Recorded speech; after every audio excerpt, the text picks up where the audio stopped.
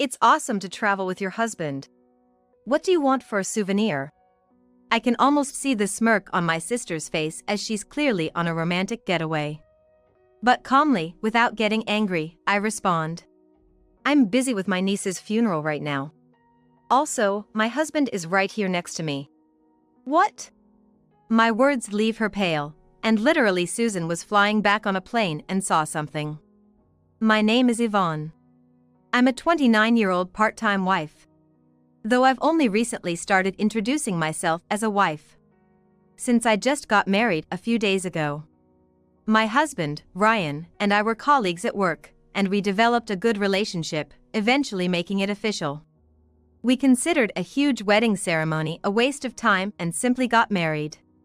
We do want to take photos in a wedding dress at some point, but now during the busy season isn't the time. The reason we got married during such a busy period is all about timing. It's busy now, but it's going to get even busier, and dragging our feet on getting married seems inefficient. A loveless, cold marriage? No way. We've decided never to mix work and personal life. At work, we're both super workaholics, but at home, we switch off completely. At home, we're very much the sweet newlyweds. Even without a huge ceremony, we visited each other's families to formally introduce ourselves. That's how smoothly and simply our marriage went. Except for one problem. The problem is my sister, Susan, who's 5 years older than me. Susan is already married and has settled down, but she was famously promiscuous back in the day. Well, famous in my eyes at least. Worse, she has a habit of taking what belongs to others. In general, when it comes to siblings, the basic idea is since you're the older sister, you should let your younger sister have it. That's such an outdated way of thinking, and my parents never said such things. But far from dismissing this old-fashioned idea, my sister twisted it into what's mine is mine, and what's my sister's is also mine. Meaning, she stole my boyfriend. My first boyfriend was when I was in 8th grade. Given our age, it was more of a cute, playful kind of love, but my sister said, "Oh, isn't he adorable," and took him from me. My boyfriend, just 14, was taken by my sister, who was 19 at the time. Unbelievable, but with my sister, it happened. And after breaking up with me, my ex would get dumped by her once she was done being interested. In other words, my sister enjoyed the game of stealing from me more than anything else. Heartbroken, I didn't have a boyfriend for a while, but in my senior year of high school, I started dating someone. It was during a busy time with exams, so he was more of a comfort than anything special. However, when we happened to be studying at my house one day, my sister, now working, came home and said, "Oh, isn't he adorable?" Using that line I had heard before, and once again, she took my boyfriend. Why is it so easily stolen? My sister and I don't look alike. I have an ordinary face like our dad. Meanwhile, my sister inherited our beautiful grandmother's looks, even more beautiful than our pretty mom. I hate to admit it, but my sister is truly beautiful. And even without exercising or dieting, she has a great figure. I can't help but feel resentful, as I struggle with diets without success. And teenagers, after all, tend to choose based on looks. The allure of an older, beautiful woman was too much for them to resist. After experiencing heartbreak twice because of my sister, I chose a college far away. I lived alone while working part-time and then got a job. I never returned to my hometown. Because who knows what my sister would do if I came back. Now my sister is married and a mother of one. I'd like to think she wouldn't go after my boyfriend, now my husband, but I can't be too careful. People don't change that easily, I believe. When I went home to announce my marriage, my sister wasn't there. I've got a bad feeling about this. My husband, fully aware of the situation, just laughed it off, saying, "Well, it should be fine. We're far apart and hardly see each other anyway." He's laughing now, but I wonder if he can keep laughing if he meets my sister. After all, my boyfriends in the past, who also said, "It'll be fine," were anything but fine once my sister made her move. But Ryan is a mature 30-year-old. I'd like to think he wouldn't waver just because a pretty woman shows interest. I want to trust my husband, but it's my sister we're talking about. The one who laughs as she steals her sister's boyfriends and then discards them, laughing again, saying, "I can't believe you dated such a loser." I trust my husband, but I don't trust my sister at all. One day, I got a call from my sister. Reluctantly, I answered, thinking it'd be childish to ignore her. "Long time no see. I'm surprised you got married." That was my sister's first remark to me in a long while. I regretted picking up the phone. "But you got married so late." "I got married at 27, you know." She was taking a dig at me for being only 2 years older at the time of her marriage. "My daughter, who's now 5, is rumored to be a genius. She's beautiful, just like me. Good thing she doesn't take after her aunt." Then she insulted me. A dig at me, her niece's aunt, right? After rattling on about her own happy life, my sister finally asked, "So, what's your husband like?" At that question, I just knew it. So, I just said, "He's a good guy." "What's his income?" "Probably about half of what your husband makes." "What about his looks?" "He's just an ordinary guy who matches me." Sorry, Ryan. In my heart, you're the world's coolest husband, but I have to say this to my sister. I apologized to my husband in my mind. "Average all around, huh?" "That's why I'm saying he's average." "What does he do?" "He works at the same company as me." "Oh, what's that? An affair with a boss that led to a marriage of convenience?" "No way! We both were single and just dated normally before getting married." What kind of fantasy is that? But my sister just laughed over the phone, saying, "Well, that's so you. Hope you guys are happy. It'd be nice if your marriage lasts." And with that annoying remark, she hung up. I was in a bad mood all day. A few days later, something unbelievable happened. "Hey Yvonne, wanna go out for lunch today?" My coworker and friend Anna suggested. I agreed, and as we were about to head out to the lobby, "Yvonne, there you are. I was just about to have you paged at the reception." Perfect timing. Turning around at the sound of my name, I grimaced and let out a weird noise. Why? Because my sister was rushing over. My sister, who's supposed to live 2 hours away by train, why is she here? "What are you doing here?" "Oh, just took a little trip down here." She says it like she's just out on a shopping errand. Is that even a thing, taking a little trip here? Plus, this place isn't a tourist spot or anything. While giving clearly suspicious excuses, my sister looks around and says, "Huh, quite the fancy company, isn't it?" I have a bad feeling. "Please, husband, don't show up now." Just as I was thinking that, I heard Yvonne, and my heart sank. Turning around, there were several colleagues standing, including my husband. "Heading out for lunch now?" "Yeah, sort of." "Oh, who's this?" "Nice to meet you. I'm Yvonne's sister. She's always talking about how much she owes to all of you." Saying that, my sister shakes hands without waiting for me to stop her. "Oh, hello. We're always grateful for your sister's help." "Oh my, what a handsome man!" my sister exclaims while shaking hands. "Hold on, Yvonne. How is he just average?" "Huh? He's even more handsome than my husband." My sister starts wriggling her body around. This is what you call locking on. "If you ever have any trouble with something, don't hesitate to contact me." With that, my sister handed over a note with her contact information and left. Why would she even prepare something like that? "See ya." Leaving us stunned, my sister took off. "Wow, your sister's something else, huh?" said one of the colleagues who happened to be there. All I could do was give a wry smile in response. Then, suddenly, my sister called again a little while later. I was going to just let it ring, but after several calls, I reluctantly called back.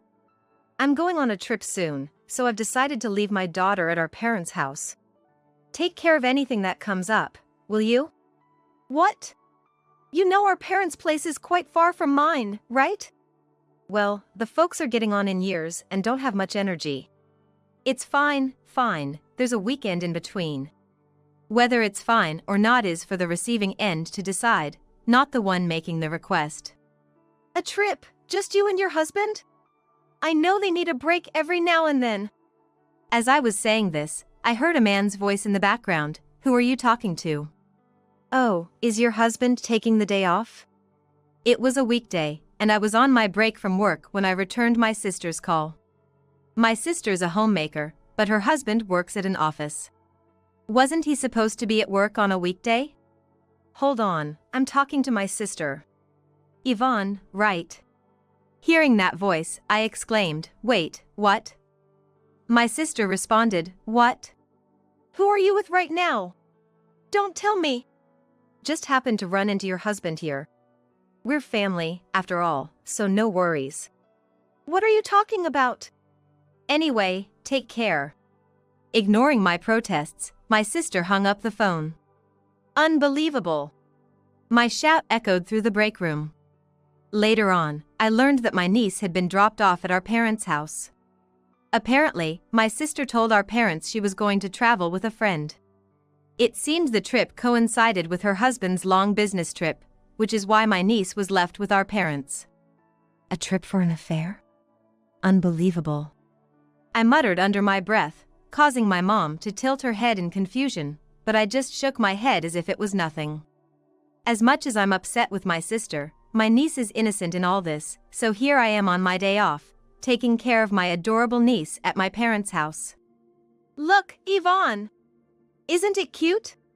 It really is, you drew it so well. My niece, Lisa, shows me a picture of her beloved guinea pig with innocent joy. When I praise her, she beams with happiness. Indeed, my niece is very cute, and she'll surely grow up to be beautiful.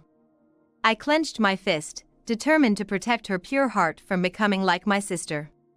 However, the situation took a sudden turn. After a while, a scream from my niece turned the house into chaos. The next day, I was still at my parents' house on my day off. I was busy running around when my sister called. Despite being annoyed to get a call during such a busy time, thinking maybe she was worried about her daughter, I answered only to hear her carefree voice, making me want to hang up immediately. I'm really busy, what's up? Oh, here is just amazing. Yeah, I'm gonna hang up now. Wait, guess who's next to me right now? A friend, I guess? Right. So, what's your husband doing now? Is something wrong with Ryan? He's not there, is he? Must be out, huh? Her insinuating tone irritated me, but I took a deep breath and tried to be patient. What do you want? Hey, you're on the phone with someone again. Suddenly, a man's voice came through the phone. My sister laughed and replied, just wait a sec, Ryan. Did you hear that? Though I knew she was doing it on purpose, I responded, didn't hear anything. It's just too much hassle to deal with. Oh, is that so? That's a shame. Well, you probably heard but are just pretending you didn't, right? Sorry, I'm the only one happy here. Look, I'm really busy right now. Can we talk later? Don't be like that, it'll be quick. So, about the trip with your husband, it was amazing. She really said it outright. But my heart wasn't stirred. I remained incredibly calm about that. Thinking I was silent and upset because she couldn't see my face, my sister didn't wait for my reply and continued. So, I bought you souvenirs. The person I'm with will bring them back, so let's eat them together. It seems she's not even trying to hide it anymore. Oh, by the way, what do you want for a souvenir? Something sweet? Listen. I couldn't keep up with her anymore and said, right now, I'm at Lisa's funeral. What? There was a delay before she replied. Didn't you hear? Your daughter, my niece Lisa, we're at her funeral. What? What are you talking about? Stop joking. I don't joke about life and death. I paused for a moment, looking up at the person standing next to me. My husband is right here beside me. What? From the other end of the phone, I could hear her panicking. What do you mean by that? Ignoring her, I hung up. My husband, Ryan, chuckled at my frustrated huff. Hours later, Lisa! someone burst into the house screaming. Needless to say, it was my sister.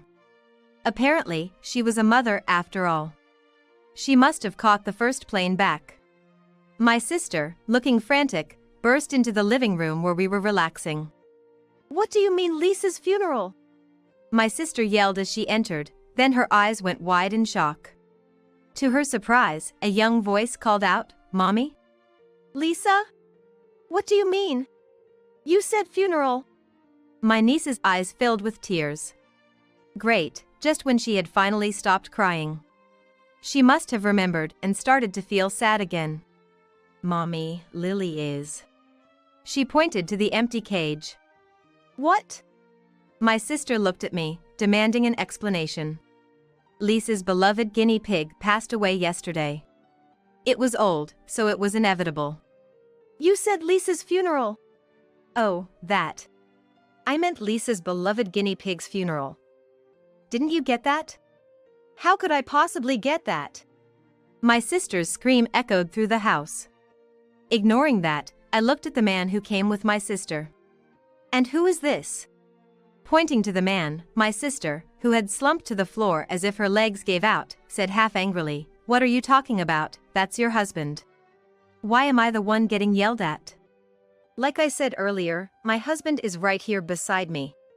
Enough with your jokes. My sister glared at me, then finally noticed the man sitting beside me. "Who's that over there? How rude." This is my husband, Ryan. What? My sister's eyes went wide as my husband, Ryan, greeted her with a wry smile. "Hello, I'm Yvonne's husband." Then who's this Ryan over here? He's a different person with the same name, Ryan. What? Yes, the person standing next to my sister. It just so happens he's also named Ryan. And both my husband and I know him well. Because you said this guy was your husband at work. I never said that. This Ryan is a friend from high school who just happened to join the same company. I got close to him because we shared the same name as my husband.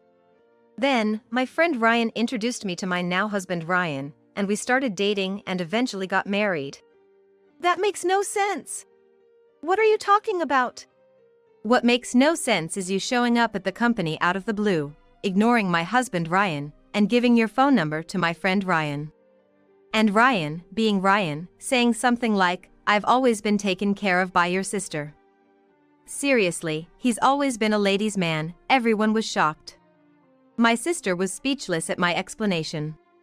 That day, when my sister stormed into the company, the man she ran into while I was about to go to lunch with a friend was among several male colleagues, including both Ryans. It seems my sister only has eyes for handsome men, so she was fixated on my friend Ryan, and my ordinary-looking husband who easily blends into a crowd went unnoticed. Why didn't you correct me?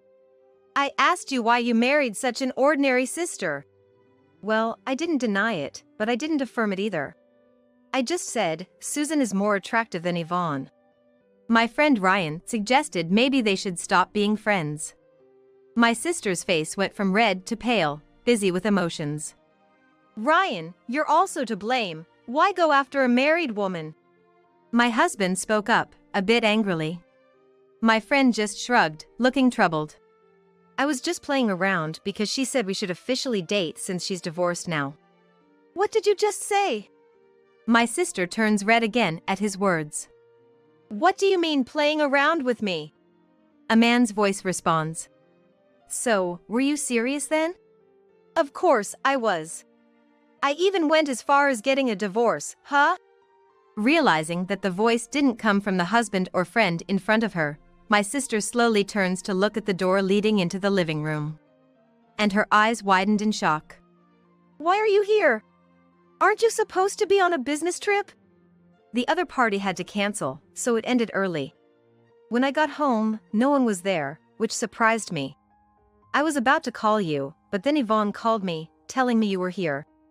So, what's this about you divorcing me? Well, that was just a joke. My sister is stunned. Above her, still slumped on the floor, my friend Ryan speaks up. What do you mean? So, you haven't divorced? So, you were just playing with me too? You're in no position to blame me. Ridiculous. What did you just say? I have no use for a woman who lies about something as serious as divorce. And my friend Ryan said to my sister's husband. I'm terribly sorry for what happened, even though I was unaware. Wait, Ryan! I was serious. Oh?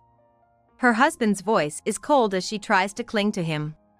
Turning around, my sister faces her husband, who's looking at her with equally cold eyes. Wait, that was just a little joke. I'm tired of your lies. What? All those lies about taking care of the kids while I was away on business, going out with friends, and even that lie about divorcing me. Well, that was because... But it's sad you became a liar. What? Confused, my sister looked at her husband, who nodded as if agreeing with something. So, let's get a divorce. That way, what you said won't be a lie anymore. What? Well, we're not divorced yet, but we will be, which is a slight difference, but that's within an acceptable range. Wait a minute. Of course, I'll take care of Lisa. You'll be paying child support. Wait, please. No waiting. From now on, we'll communicate through lawyers. Lisa, let's go home. Saying that, the husband reached out his hand to his niece. Confused, the niece asked, Going home? Yes. He nodded. Wait. Are you trying to take her mother away from my daughter? My sister screamed, thinking she could change the situation by using her daughter as leverage. The husband paused for a moment. And then looked at Lisa. Lisa, would you be sad without mommy? To which Lisa immediately answered, No, I wouldn't be sad. What? Wait, Lisa, you're okay without mommy. Panicked, my sister looked at her daughter. Because mommy, when daddy isn't home, is always gone. She tells me to watch TV because she's going out, and when she comes back, it's late at night. Dinner is always cold. And I have to take a shower alone, even though I'm scared. Susan, you know what? It must have all been news to her. Her husband glares at her with a look that could kill. What, are you blaming me for pushing parenting onto you? You said you'd show me how to raise our child well by being a stay-at-home mom. And sure, I took care of the kids on weekdays, but I was primarily in charge on weekends. You've been lying to me all this time, pretending to be tired? Well, that's enough. I'll hear all about your affair from your lover later. We'll discuss the rest with a lawyer. Wait, honey. I don't care. Lisa, let's go. Okay. Bye, Mom. As she reaches out desperately, her daughter easily says goodbye, leaving Susan's hand to fall. The door closes mercilessly in front of a slumped Susan. After discussions, Susan and her husband divorced. It turned out Susan had been unfaithful not just with my friend Ryan but others too, leading to a divorce fully on her fault. Even the trip she claimed was for leisure was actually an affair. My friend Ryan ended up paying compensation to Susan's husband. And left the company, saying it was a man's way to take responsibility. Ree, who had always been popular with women, hopefully learned a lesson about sincere relationships. As for Susan, don't come back until you've sorted out your debts, her parents told her, effectively kicking her out. Susan couldn't afford child support, so our parents covered it. They don't expect to get their money back, but want to see their granddaughter Lisa. Homeless and unable to return to her parents, Susan contacted me. I thought it was weird. You marrying such a handsome guy. All right, you asked for it, don't ever contact me again. I hung up. In a panic, she called back multiple times, I'm sorry. It was all my fault. I won't go after your men anymore. I hung up without a word and blocked her. I don't know what became of Susan after being abandoned by both her parents and me. Someone from the neighborhood who knew my sister said they saw someone who looked like Susan, but she was so gaunt that there was no trace of her beauty left. But I don't know. Whether it was really her or not, I doubt I'll ever see my sister again. I'm exhausted. You've had it tough. Ryan, my husband, chuckles as he hands me a warm glass of milk while I crack my shoulders. Thanks, I say, staring at him. What's up? You're making me blush. No, just thinking what a good man you are. You're the only one who says stuff like that. Well, that's fine by me. Only I need to understand your charm. Laughing at that, he smiles and hugs me. My name is Heather. I'm 41 years old. I work as a preschool teacher. I live with my husband, Jeff, and my daughter, Emma, in a suburb not far from downtown. I met Jeff at a mixer that I was dragged to by a junior colleague to fill the numbers.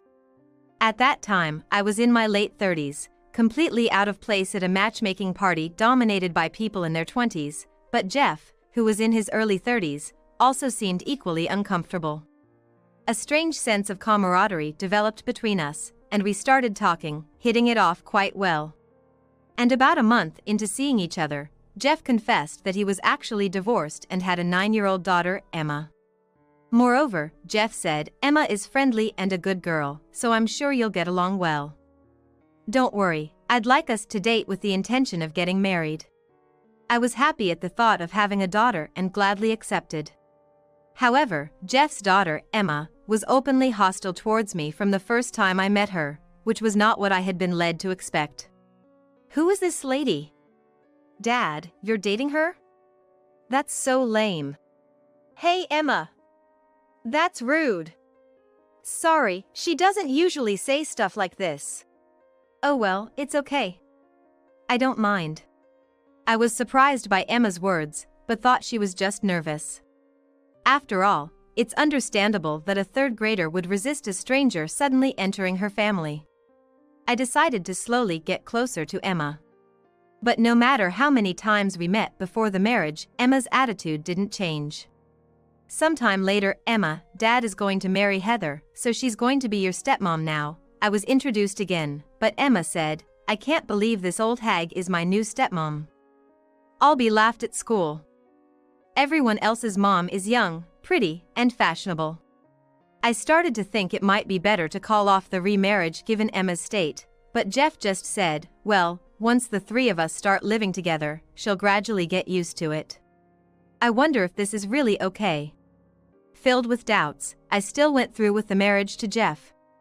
3 years have passed since then, and Emma has become a 6th grader, but she still treats me coldly. In fact, as she grew older and became more articulate, she started to be more verbally abusive. Emma, you really need to fix your attitude. At first, Jeff would get angry at Emma, but as her attitude remained unchanged, he seemed to get fed up and began to ignore it. Moreover, Jeff started to be harsher with me, saying, if you and Emma can't get along after all this time, maybe it's your fault? You're a preschool teacher, but can't handle one child?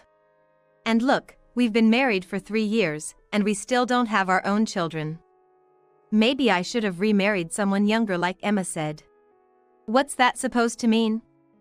You're blaming me for everything, including Emma's issues and the child matter? I'm trying my best here.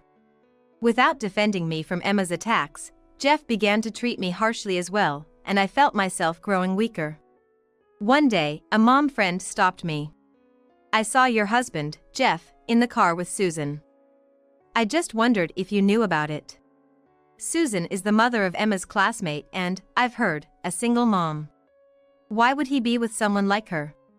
I was a bit suspicious, but I brushed it off to prevent any strange rumors. Susan mentioned she wanted to move soon, so I told her my husband works in real estate and could help. The mom friend seemed convinced and left, but my suspicions about Jeff remained. Something definitely feels off. It might be worth looking into. I decided to hire a private investigator to look into Jeff and Susan. 2 months later, Jeff and Emma went out, leaving me alone at home. Suddenly, I heard the front door being roughly opened and, frozen in shock, saw Jeff, Emma, and, surprisingly, Susan barging into the living room. Hey, a new mom is going to live here, so pack up all your stuff, clean up the house, and leave. What? Emma started spouting nonsense as soon as she walked in, leaving me bewildered. Hey Emma, you can't just spring this on her, she won't understand. Heather, sorry, but we're getting a divorce. Please leave this house. Yeah, there's no place for an old hag here anymore. Jeff and Emma were smirking at me, enjoying themselves. Meanwhile, Susan stood beside them, chin up, looking triumphant. Hello Heather, sorry for all this suddenness. But Emma is happy she's getting a younger, prettier mom. So, could you just quietly get the divorce? A happy family is the best, after all. You're just not fit for it. I had never really spoken to Susan, even at PTA meetings, but now she was blabbing proudly. Please pack your things and leave today. Look, I know this is shocking, but don't just stand there. Don't you have anything to say? I was speechless in front of the three of them barging in and saying whatever they wanted. However, as I had been wanting to divorce Jeff and Emma due to their unreasonable behavior, I saw this as a good opportunity and decided to go with it. All right. My response, like a child being given a chore, surprised them. Hey, are you really understanding this? You're getting a divorce and leaving this house? Yes, I understand. But just to confirm, I can pack up all my stuff, right? That's what we're saying. Forgot already, old lady? If Emma had been my real child, I would have scolded her harshly, but after all, she was nothing more than a stranger to me. I ignored the noise. Well, we're going to a spa resort for the night, so make sure you deal with your stuff and leave before we get back. See you. And with that, they left, laughing as if they had resolved some annoying issue. I found it odd that Susan, who also had a child in Emma's class, would leave her own kid behind, but I didn't have time to ponder. All right, not much time until tomorrow, gotta get moving. Left alone in the living room, I hurried to start packing. I wonder if they realize what they said about packing all my stuff. Actually, all the furniture and appliances in the house were bought by me. These were items I had purchased in preparation for our marriage, paid for in full. Because I had substantial savings from being single until I was 38. However, Jeff's payments for his half had become increasingly lax and eventually forgotten. Thus, I decided these were my personal belongings and had no hesitation in calling a junk removal service to take them away. TV, washing machine, fridge, and even the dresser, I emptied everything and disposed of them. Ah, what a different kind of exhaustion from playing with the kids all day. After completing this heavy work in one day, I decided to treat myself by staying at a luxury hotel near the station for a while. The next afternoon, relaxing in the hotel room, I received a call from Jeff. Hello? Answering the phone reluctantly, Jeff was almost shouting. Hey! The house is practically empty. And you just left the fridge empty and standing there. What were you thinking? What was I thinking? Well, all that stuff was bought by me. Forgot? You ended up not paying a dime. Oh, yeah, that was the case, but this is too much. Is bringing home a mistress and demanding a divorce any less excessive? Ugh, damn it. I wanted to hand him the divorce papers as soon as possible. When should I bring over the divorce papers? I was about to say, but Jeff, as if remembering something urgently, suddenly asked in a hurry. Wait, what about that? What? What do you mean by what? The dresser. The one with all the drawers. Where did you put that? I put it with the rest of the stuff, for the junk removal people to take away. Are you kidding me? I instinctively pulled the phone away from my ear. Jeff was yelling so loudly. Why are you so mad? I bought that dresser. Did you like it that much? He was so fixated on the dresser that I asked why he was so desperate. I had savings hidden in there. I was shocked by his answer, reminiscent of something from a bygone era. In the back of a drawer, there was money in an envelope. How did you not notice? Well, it was hidden, so it's not like I could have known. Sorry. I didn't think I was at fault, but I apologized anyway. That only made Jeff angrier. Where? Which collection service did you use? Tell me. After I told him the company's name, Jeff hung up immediately. Probably he rushed to recover the money. Ah, I forgot to bring up the divorce papers. I realized after he hung up, but figured he'd contact me soon enough, so I waited. As expected, Jeff called me the next day. Come to the house right now. I had wanted to sign the divorce papers and return the house keys anyway, so I took everything necessary and headed to the house. As I entered the living room, the three of them were waiting, looking furious. Hey, why did you throw everything away? There's no washing machine, no fridge, no microwave. We can't live here for a while. Emma was yapping at me as soon as we met. Didn't Dad tell you anything? I bought all of that. Emma, you said so yourself. Clean out all your stuff. Emma looked frustrated, and Susan jumped to her defense. Hey! That's so immature, fighting with a child. That's why she doesn't like you. This child has been calling me an old hag since we first met. My attitude is irrelevant. Besides, once we decided to divorce, we're practically strangers. This wicked woman. Anyway, give back the money. Money? Oh, you couldn't recover it? Jeff apparently rushed to the junk collection site after our call but couldn't find the dresser among the massive piles of trash. So, I want the $10,000 back, right here, right now. Losing $10,000 did sting, but I refused Jeff's demand. No. What do you mean no? You threw away my money. You have to pay me back. It's not just no, it's more like I don't need to pay you back. How can you think like that? Jeff looked puzzled at my confident reply. I pulled out a document from my bag and thrust it at him. I'm demanding alimony from you for the adultery and the verbal abuse that caused me mental distress. I had a lawyer draw up the documents right after I got to the hotel, paying a rush fee. The alimony amount was well over the $10,000 Jeff had hidden in the dresser. I'll deduct the $10,000 from the amount written here. So, I don't need to pay you. But you'll need to pay the rest of the amount. Jeff stared at the alimony pledge, and after understanding what it stated, he glared at me. What a greedy woman. No wonder you were single till now. Say whatever you want.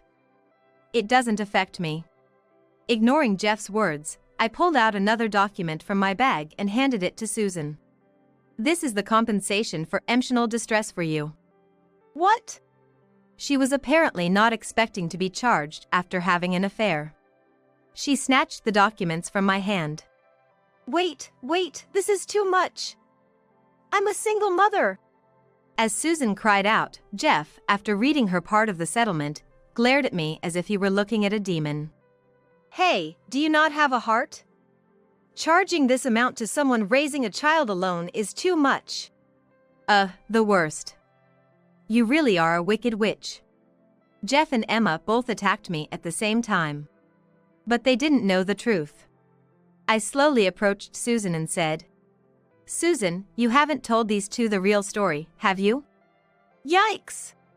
Susan let out a squeak as if my face, called a wicked witch by Emma, truly terrified her. What are you talking about? Don't threaten Susan. Oh, sorry. But I thought it was known. Susan hasn't divorced her husband yet. What? Wait a minute. Next to a panicking Susan, Jeff and Emma froze. That's a lie, right? You said you were already divorced.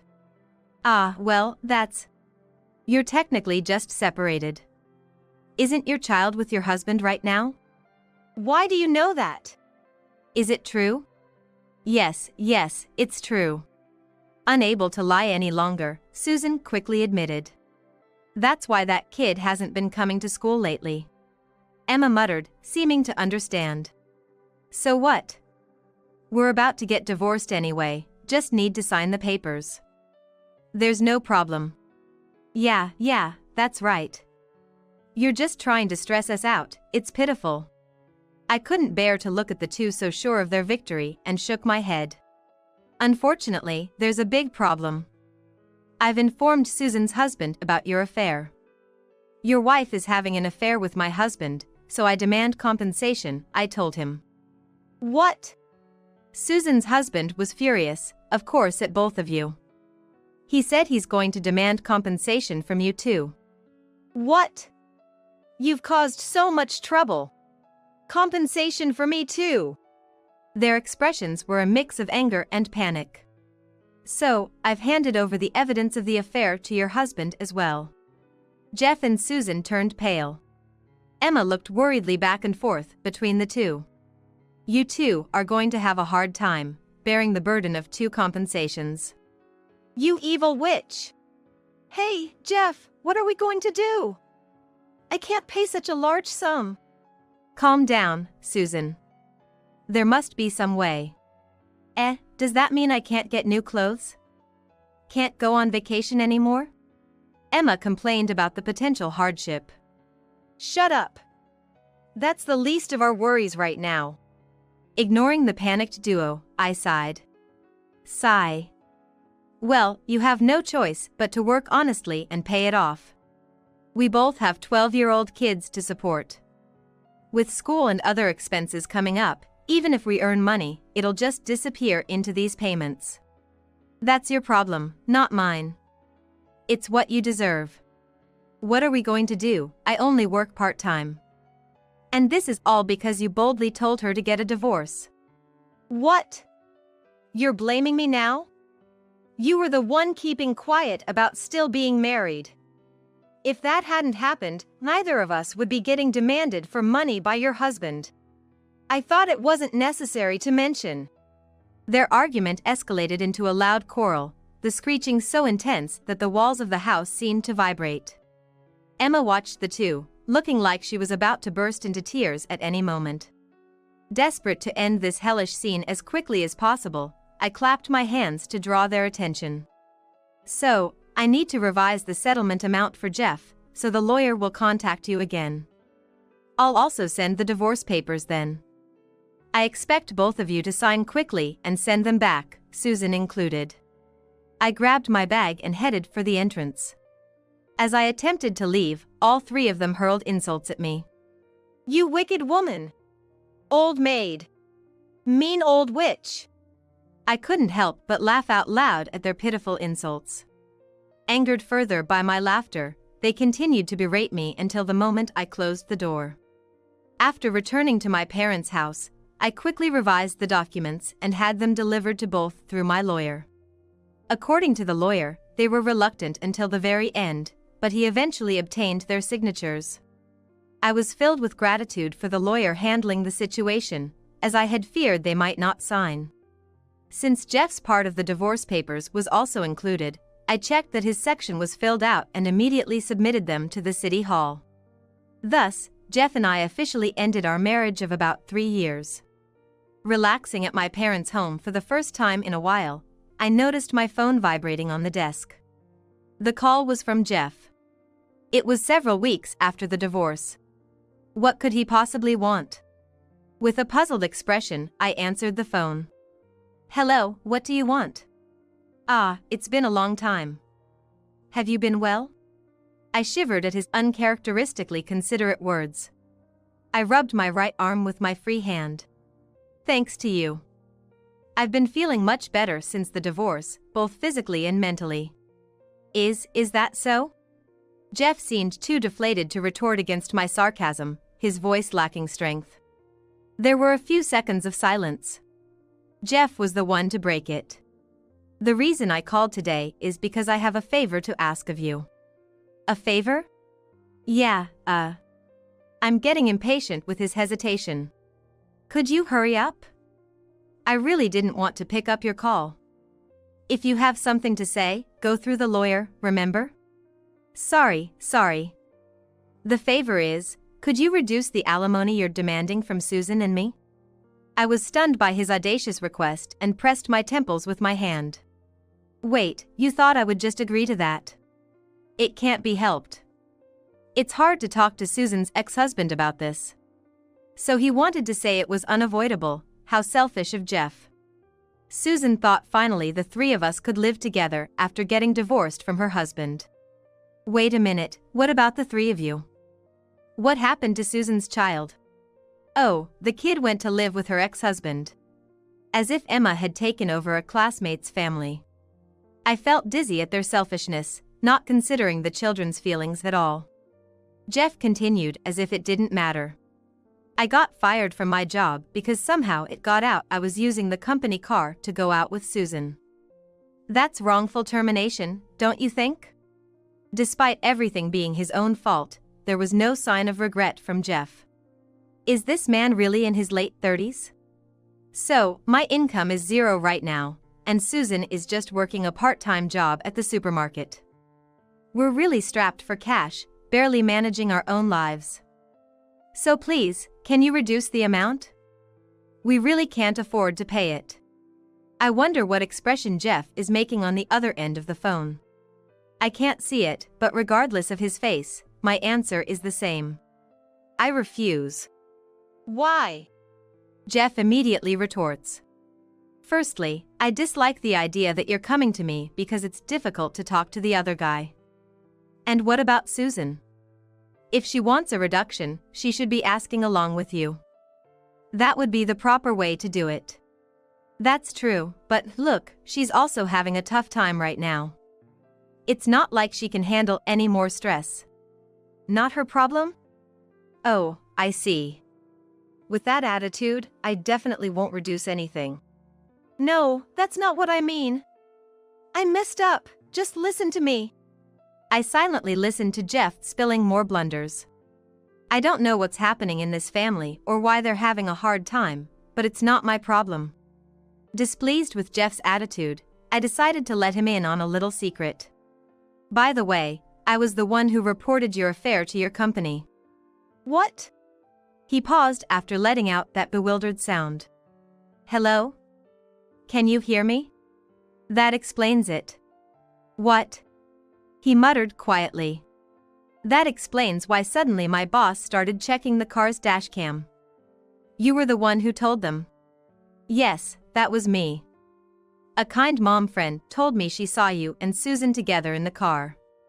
So, I thought it was strange and hired a detective agency to investigate, and oh, did they find evidence of your affair? Photos of you taking Susan out in the company car during work hours, pretending to be attending to clients. Damn it! From the phone came the sound of fabric rubbing in a rhythmic pattern. Is he fidgeting? I took those photos, clearly time-stamped, to your workplace after our divorce and handed them to your boss. It was terrible because of you. I was told by higher-ups that I broke company rules and that my actions were malicious, which resulted in me getting fired. Plus, I was ostracized by everyone until I left. What a disaster. He doesn't seem to realize at all that he brought this upon himself. He seems determined to blame everything on me. It's your fault I got fired. I'm fed up with Jeff repeating the same excuses, and I respond more forcefully. The real problem is that you were the one skipping work and having an affair. Even elementary school kids, if asked who's in the wrong between us, would say it's you. Still, telling the company was a low blow. Is he trying to say that wasn't fair? But the moment I was kicked out of our home because of his affair, any notion of fair play was thrown out the window. He is still mumbling something, but then he suddenly goes silent. Could it be? He seems to have realized something. Did you, by any chance, spread the word among Emma's class parents that Susan and I were having an affair? I'm taken aback by the accusation of spreading rumors. I clarify with correction. No, that's not right. I only briefly explained the situation to that mom friend who tipped me off about your and Susan's affair, as a thank you for informing me. But that's exactly what I'm saying. You did spread it around. Well, now that I'm no longer Emma's mother, I have absolutely no dealings with that mom friend or anyone else from the school. I never thought about the aftermath of what I said. Because of that, Emma is being looked at with disdain in her class, seen as a thief who drove out Susan's child and took her mother. And Susan, she gets whispered about at every parent meeting. Don't you care at all? No, not really. My response must have sounded exceptionally cold-hearted to him. But honestly, I felt no pity for a child who had been verbally abusive to me from the start and the woman who took my husband, no matter what hardships they faced. "You're a heartless monster." Like a character out of a comic book, he said in a heavy tone. "If anyone's the monster, it's you, lacking any moral compass." "Shut up. Just reduce the alimony."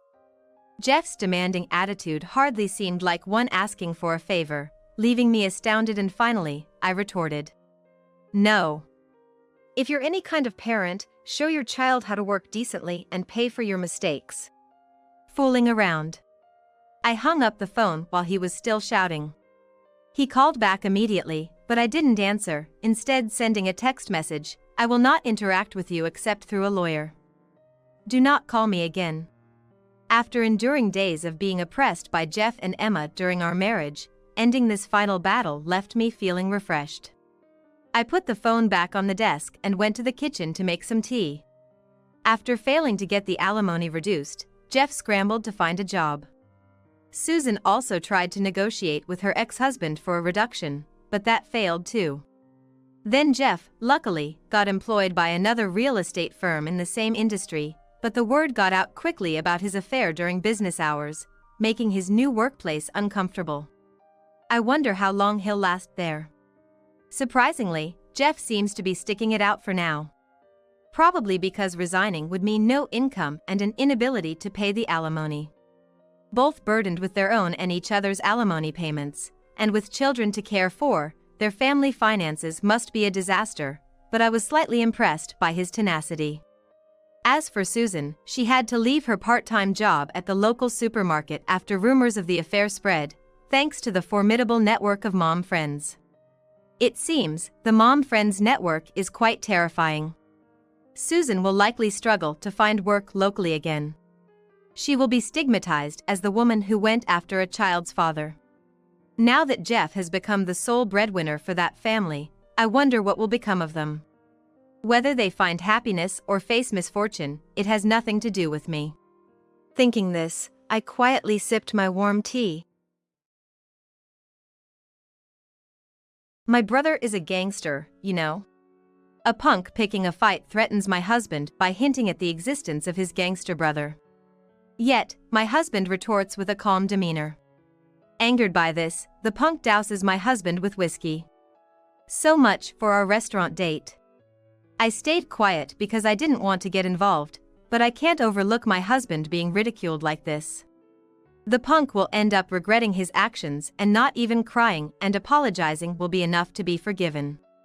My name is Sarah. This year, I married Roy, whom I've been dating for 3 years, and we've been enjoying a blissful newlywed life. Roy is my pride and joy. With his well-defined features, a height of 6 feet 2 inches, long limbs, he's what you'd call a head-turner. But Roy's appeal isn't just skin-deep. He understands me better than anyone else, took on the role of a homemaker to support my busy work life, and manages everything at home. And, above all, he's incredibly kind. He always puts me first. Roy truly is my pride and joy, and I believe there's no better husband out there. Roy says the same about me. There's no better wife out there. It might sound like we're just showing off to others, but we are a couple who truly respect and cherish each other. I was happy to share meals every day with my kind-hearted husband. I thought I might cause him trouble by marrying him, but I've decided to walk through life together with him. To support me, Roy quit his job and dedicated himself to being a homemaker. He never complains and always supports my career. And when I come home, he greets me with a warm smile. Roy is my rock. And I always want to be there for him, too. Even when I come home late, he's prepared dinner and waited for me. His cooking, which he initially struggled with, has improved so much that he could open his own restaurant. Just hearing him say welcome home and imagining him cooking for me fills me with joy and love.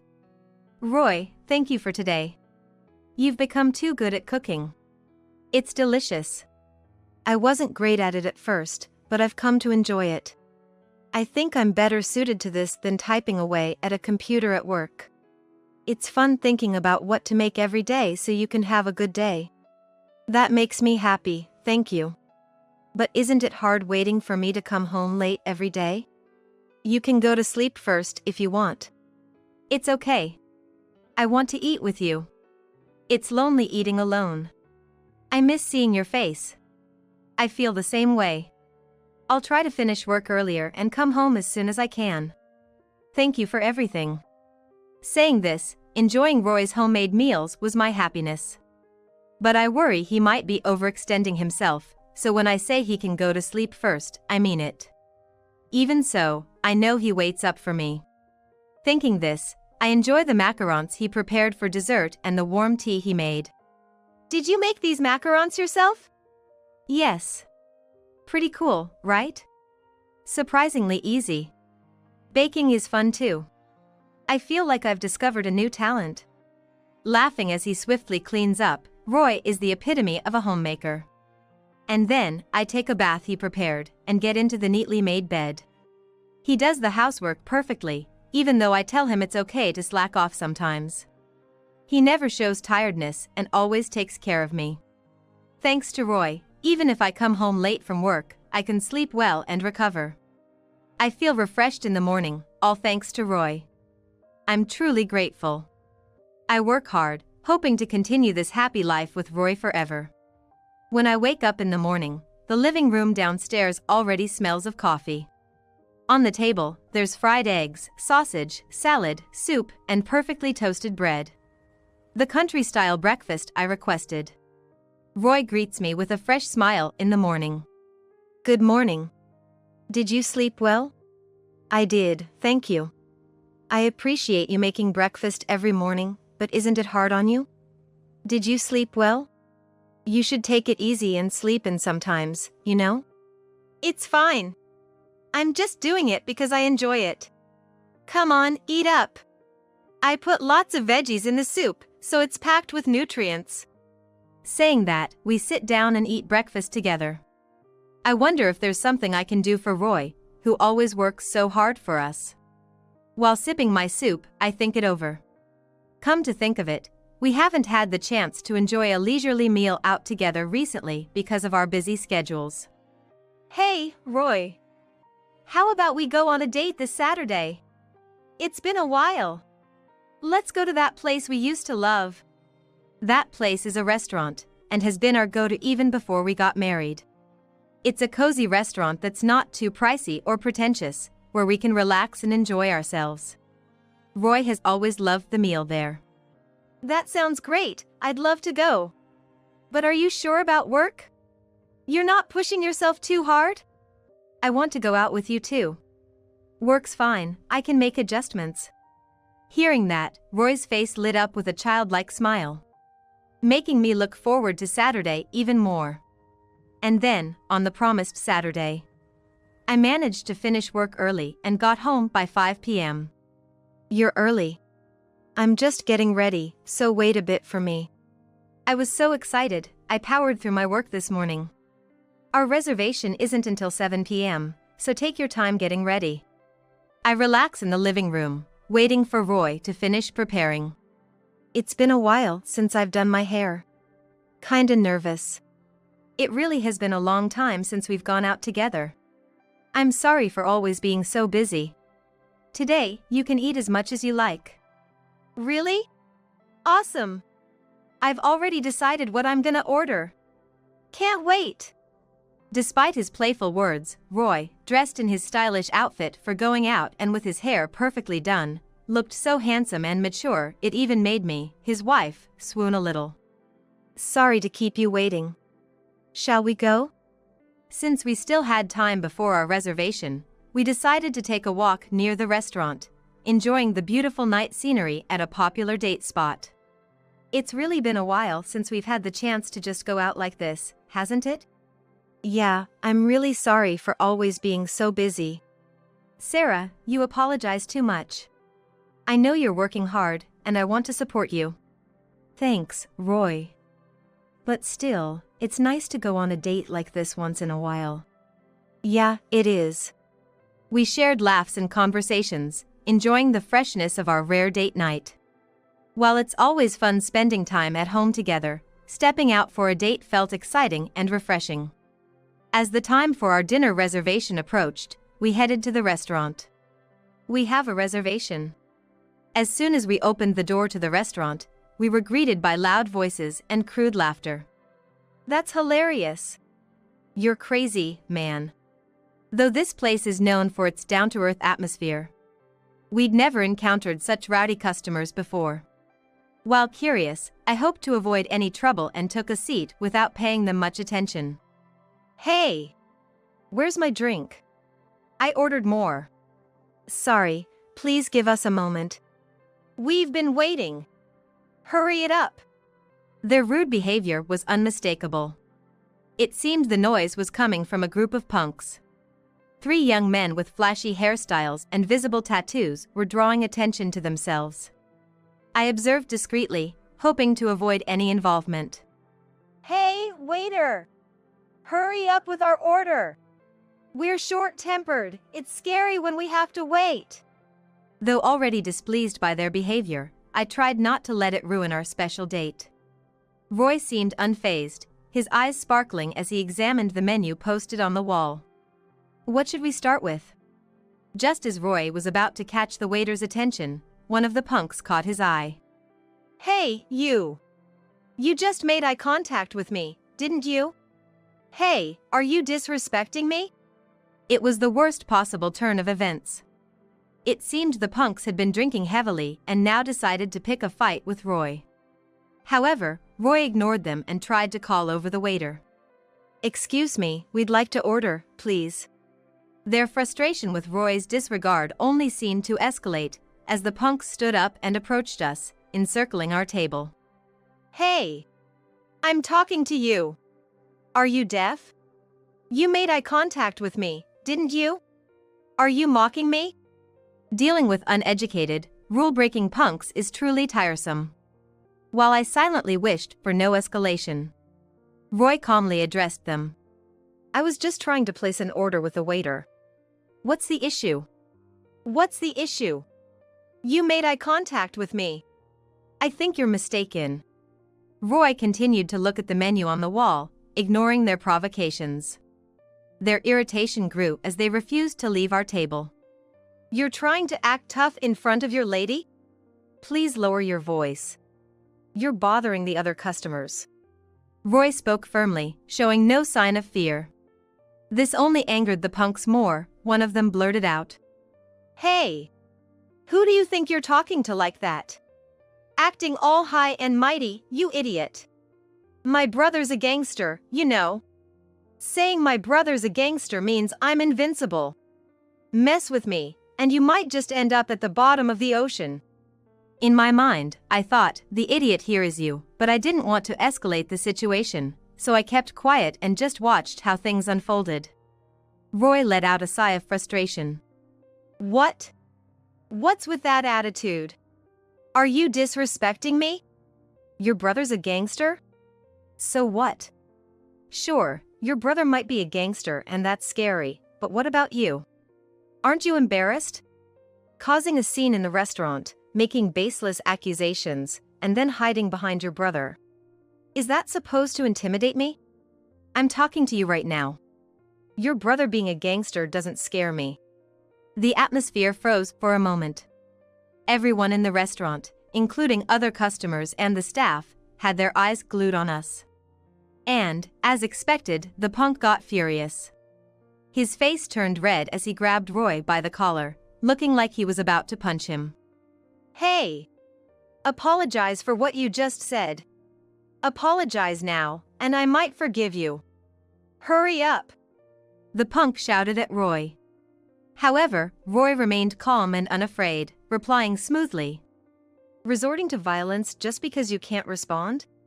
That's not okay. It just shows you're not smart. We're here to eat, so could you please go somewhere else?" In that moment, the infuriated punk released Roy's collar and doused him with whiskey from a nearby bottle. "Watch it! Don't get cocky! I don't care what happens to you. I'll tell my gangster brother about this. Even the girl you're with will suffer, you hear?" The punk glared at Roy, his face red with anger, as he threatened us. He seemed desperate to make Roy apologize, despite Roy's calm demeanor. But Roy wasn't fazed at all. "Oh, it is so sticky. I was wearing my favorite clothes and now they're soaked." I couldn't stay silent any longer and stood up after passing a handkerchief to Roy. "Hey, what's your name? Which group does your brother belong to? Why don't you call him over now?" "What? You lost your mind? What are you gonna do with my name?" "Well, might as well. My brother is a well-known gangster around here. You'd be scared if you knew his name. He's Bob. You know him, right?" "I've never heard of him." "Well, go ahead, call your brother." "What? Are you stupid? Call your gangster brother now." I was suddenly firm in my tone, which took the punk by surprise, quieting him down for a moment. But soon, he snapped, "You're crazy." "Fine, I'll call him. But even if you two start crying and apologizing later, it's too late for forgiveness. Just try to act tough." Truly an uneducated fool. What was supposed to be a pleasant date was ruined because of these idiots. And to think they dared to insult and pour whiskey on my dear husband was unforgivable. Don't think you can run away scared. You're not getting away. The punk kept provoking us. "You really have no class, it's embarrassing. If you hadn't poured whiskey on my husband and just left quietly, none of this would have happened." "What? Shut up. You're only brave for now. Soon, you'll be crying, begging for mercy, saying please and sorry, idiot." I was thoroughly convinced the idiot was him, but I was too disgusted to say anything. Meanwhile, as we waited for the punk's brother, I also made a phone call. "Hello, it's me." "Yeah, I think you know what's going on." "Hey, don't you dare make a phone call without permission."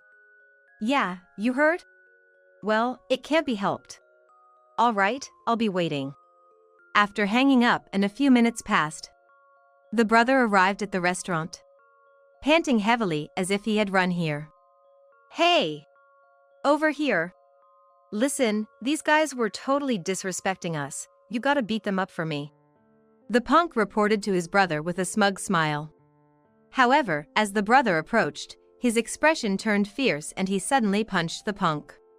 The punk, not expecting to be hit by his own brother, was completely unguarded and got knocked down, causing chairs to topple and bottles to shatter on the floor. Concerned about causing trouble for the restaurant, I apologized to the other customers and went to the staff. "I'm really sorry for causing such a commotion. Please keep the change," I said as I handed over all the cash I had. "Let's talk outside." Following my lead, the punks were dragged out by the gangster brother. Once we were in a more secluded area, the brother finally spoke. "I'm very sorry for what happened." The punk, who had bragged about his gangster brother, was completely lost, not understanding what was happening as his brother apologized. "I can't stand idiots without manners. I'm truly sorry. Hey, you guys! What are you standing around for? Don't you realize the situation you're in? What's gotten into you? We don't need to care about these people." The punks were clearly confused by the unexpected turn of events. They couldn't understand why they, protected by Bob's brother, had to apologize after insulting and being rude to my dear husband, and even pouring whiskey on him. I decided to enlighten the punks about the reality of the situation. "The gangster brother you were relying on is actually my subordinate. Get it? He's part of my crew. I'm the boss here. Tough luck, huh? If you had a bit more discernment, you wouldn't have ended up in this mess." Dousing my husband with sake was definitely not okay. Yes, the gangster Bob, whom the punk was counting on, had sworn loyalty to me. "Hey! You! You poured sake on the boss's husband? Are you out of your mind? Didn't I tell you not to cause any trouble?" "No, I didn't know." The punk, who had been barking loudly until now, suddenly became as meek as a puppy. "Not knowing isn't an excuse. Just apologize already." "I'm sorry." "Speak up." "Well, never mind. Let's take this slow and talk it out at the office. Hearing this, the punk froze. Then, from a black van parked nearby, Bob's underlings started to disembark.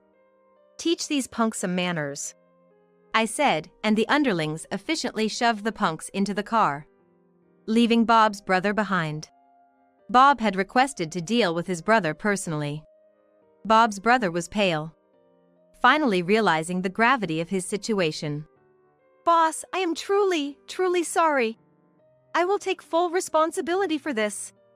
Well, that's all well and good, but could you first have this punk's brother apologize properly to my husband?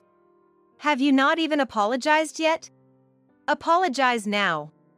Bob barked at his brother, who then turned to my husband, gave a slight bow, and said, I'm sorry.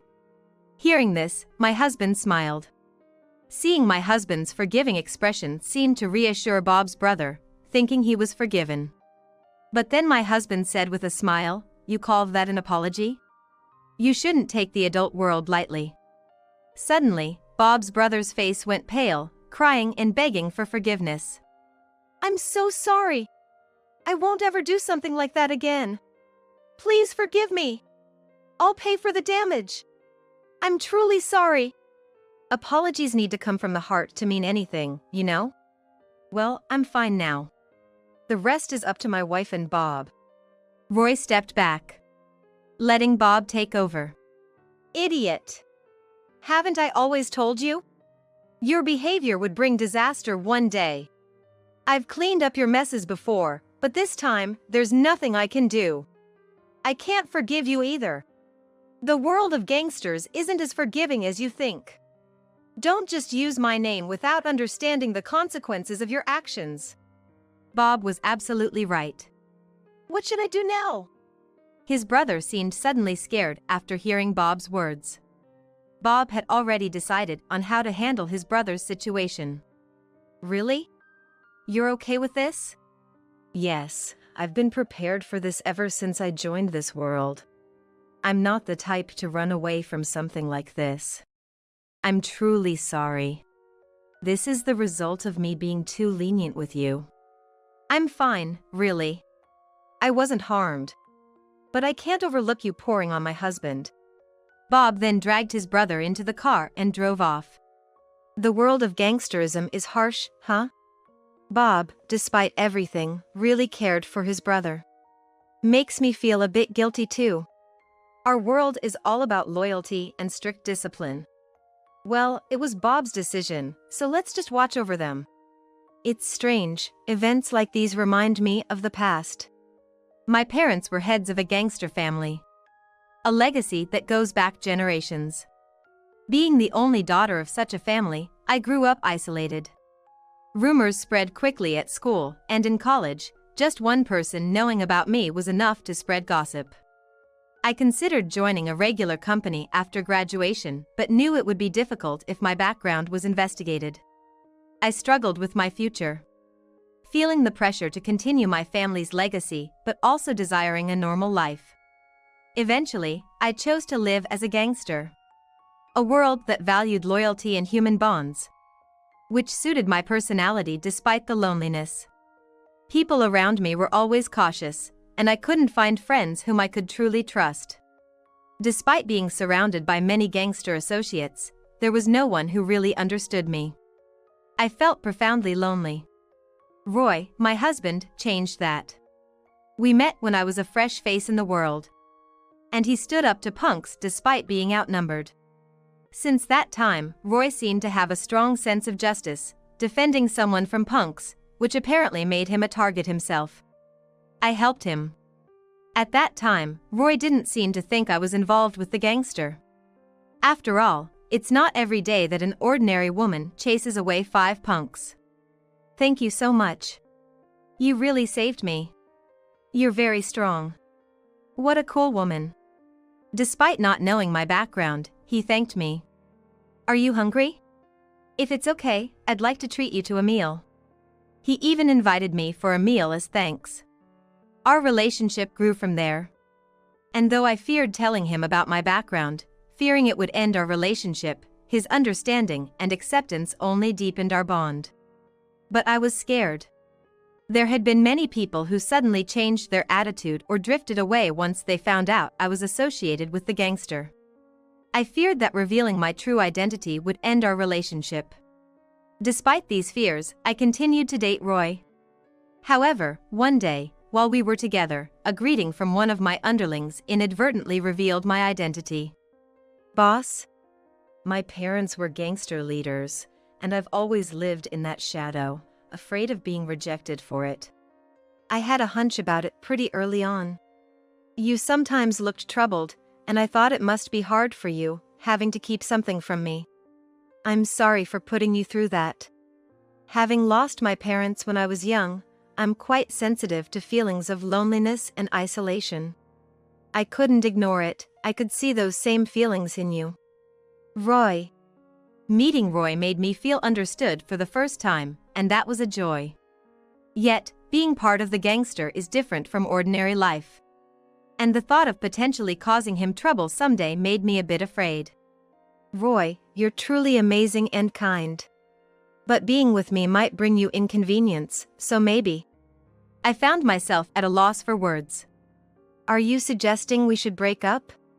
I don't want that. I know all the good in you, and being gangster doesn't change who you are. You're you. You've probably had a hard time being the daughter of a gangster, right? You don't have to bear it alone anymore. I'm here for you. Roy said, hugging me gently with a reassuring smile. I have no parents, no close relatives. You're all I have, Sarah. I want to be with you. At that moment, I vowed to spend my life with Roy, to cherish him forever. Yet, now I've dragged him into this situation. And I felt down. Even if Roy seemed calm when confronted by the punks, he might have been scared deep down. If only I had acted sooner. He might now be afraid of me, thinking he doesn't want a gangster partner. Sarah, are you worrying unnecessarily? I'm sorry for involving you in this. I was afraid it might scare you away. Sarah, are you worrying about things that aren't even an issue? Do you think I can read minds? But seriously, if anything, I trust you more. Having you by my side, there's nothing to fear. And hey, I'm a man too. I've decided to protect you if the need arises. Roy's words reinforced my belief that I had chosen the best partner. Someone who truly understands and supports me, even amidst the complexities of my life and background. It's clear that protecting those important to us is paramount. It's my responsibility to ensure no one is left alone. That thought solidified in my mind as we moved on from the incident. I'm hungry, we didn't get to eat. Yeah, let's try another place. And with that, we began walking, ready to move forward together. I'm remarrying a new wife. You're no longer needed. Following that, my mother-in-law also said something terrible. A useless person should just get divorced and leave. Upon joining us, my father-in-law seemed to understand the situation and yelled, "A wife who can't bear children doesn't belong in our family. Just divorce Roy quickly and let him marry Hannah." Being told such unreasonable things, I just stood there in silence. It was the first time in my life that I was made to feel so miserable. But at the same time, my resolve became unshakable. The time had come for me to raise the signal to counterattack. Seeing my expression, everyone but my sister-in-law froze. They probably thought I was hurt and about to cry, looking down on me like that. Defying their expectations, I said with a broad smile, "I'm already divorced, you know?" And that woman. Hearing my words, my in-laws and Roy gasped in astonishment, uttering a pitiful "huh?" The betrayers were shaking upon discovering the shocking truth. My name is Emily, and I'm a 31-year-old part-time. I married Roy 3 years ago, but we don't have any children yet. When we got married at 28, I was working full-time, and continuing to work would have guaranteed a solid career. That's why I wanted to build my career until I turned 30, then have a child and return to work more easily once childcare became manageable. Roy understood that, and we agreed to start trying for a baby after I turned 30. So, When I turned 30 and was about to start trying in earnest, I went for a checkup just in case, as a friend who was also trying was struggling with infertility. The result was that I found out I have a condition that makes it difficult to conceive, and I decided to switch to part-time work to focus on fertility treatments. Roy works at a real estate company, and we can live comfortably on his salary alone. We were also able to save a little every month, so he was okay with me working part-time. But that's when the nightmare began. Once it became clear I had fertility issues and switched to part-time, Roy's attitude changed drastically. He used to be kind, but suddenly he said, "I'm full-time, you're part-time, so you should take care of everything at home. If I don't earn money, we can't even afford fertility treatments, let alone live. You need to perfectly manage the household to avoid stressing me out." I was good at household chores since I lived alone, so it wasn't too painful. But Roy started to nitpick everything. If the room was a bit messy, he'd say, "You're lazy. What kind of housewife leaves the room this dirty?" And if the dishes weren't washed right after a meal, he'd say, "A woman who puts off even this isn't cut out for a family. Then work more and earn. There are remote jobs and such hiring, right? Well, you're still in charge of all the household chores since you're part-time and I'm full-time." I had just found out about my infertility, so I was feeling down, thinking it was somehow my fault despite Roy being fine. So I wanted to create a relaxing space at home for Roy, who was tired from work, and tried to meet his expectations. Looking back, I realize Roy was just taking advantage of my weakened state. At that time, I convinced myself to endure until I got pregnant, suppressing my feelings. I thought Roy would return to his kind self once we had a child. Hoping for a sliver of hope, I continued with fertility treatments while managing part-time work and household chores. But the strain took its toll, my health deteriorated, fertility treatments weren't going well, and the gap between us grew. Gradually, I couldn't keep up with the housework, my feelings were a mess, and I became more emotional. Roy then said, "You can't even get pregnant and act all high and mighty. If you don't want to be divorced, listen to me." From that day, he clearly looked down on me.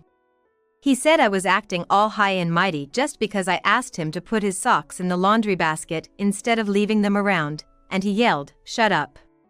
So, I spoke up a bit more firmly. Being looked down upon like this made me feel miserable, and I didn't even know what to do anymore. And Roy began to treat me not as his wife, but as a convenient woman or a servant, and my heart grew more and more troubled. A year passed in this way. Ultimately, we didn't have a child, and the gap between me and Roy remained. Switching to part-time work and starting infertility treatments, this past year has flown by in a flash. Yet, it's also been the most challenging and painful period of my life. But recently, there's been a change. Roy suddenly started being nice. Not just a little, it was a significant change. It was as if he had become a completely different person, showing more concern for me than ever before. For example, in a month when the infertility treatment didn't work, and I was feeling down, he said, "You okay? How about I make dinner tonight? I can whip up your favorite beef stew." I was half touched, half suspicious. After all the times he'd looked down on me, to see such a drastic shift in behavior made me wonder if there was a catch. So, I asked Roy, "What's up? Anything good happened recently?" He relaxed his face and said, "Yeah, work's been going great. I got selected to be part of a big project. But it means I'll have to do more entertaining and weekend golf, so I might be away from home more." Up to this point, it was all good. My physical burden had lessened, and if Roy's work was going well, it meant our future was secure. If I just accepted Roy's kindness without question, there'd be no trouble. But there was one thing that bothered me. Lately, Roy had become keen on knowing my every move, so I asked him, "Hey, what's going on? You used to not care at all about where I was or what I was doing." Suddenly, Roy burst into anger. "What's wrong with wanting to know what my wife is up to? Emily, are you doing something behind my back that you can't tell me?" From my perspective, it was bizarre for Roy to yell over something so trivial. It seemed more like he was hiding something from me and was being overly nice to cover it up. A friend who had recently divorced told me how her husband started acting nicer just before his affair came out. That's why I started suspecting Roy of having an affair and began to closely monitor his movements as much as he did mine. Then I noticed a pattern. Roy would only go out on Tuesdays, and every second Sunday, he went golfing. On days other than those, if I asked casually where he went, he'd answer normally. But on those specific days, if I asked, he'd snap, "Geez, stop nagging me. It's annoying, you know." It was all too suspicious. I grew more convinced that Roy might be cheating and decided it was time to take serious action. A few weeks later, worn out from the ongoing covert battle with Roy, I needed a break and went on a little trip. It was about a 20-minute drive from our home, but I'd been wanting to check out this cafe that had just opened. I'd heard there might be a line, but I didn't mind waiting, so I went alone and waited for my turn. That's when I ran into my sister-in-law. She's 2 years younger than me, 29, works as a kindergarten teacher, and is bright and kind. She looks up to me like a real sister, and I dote on her like she's my actual sister. When I called out to her, she looked startled and scanned me from head to toe. She usually wouldn't do something like that, so her strange behavior had me tilting my head. "What's up?" At my voice, she blinked rapidly as if snapping out of it and, after a moment of silence, returned to her usual cheerful self. "Let's have lunch together," she suggested, so we changed the reservation to 2 people and sat down together after waiting for a bit. Over lunch, she told me a shocking fact that left me speechless, unable to even eat.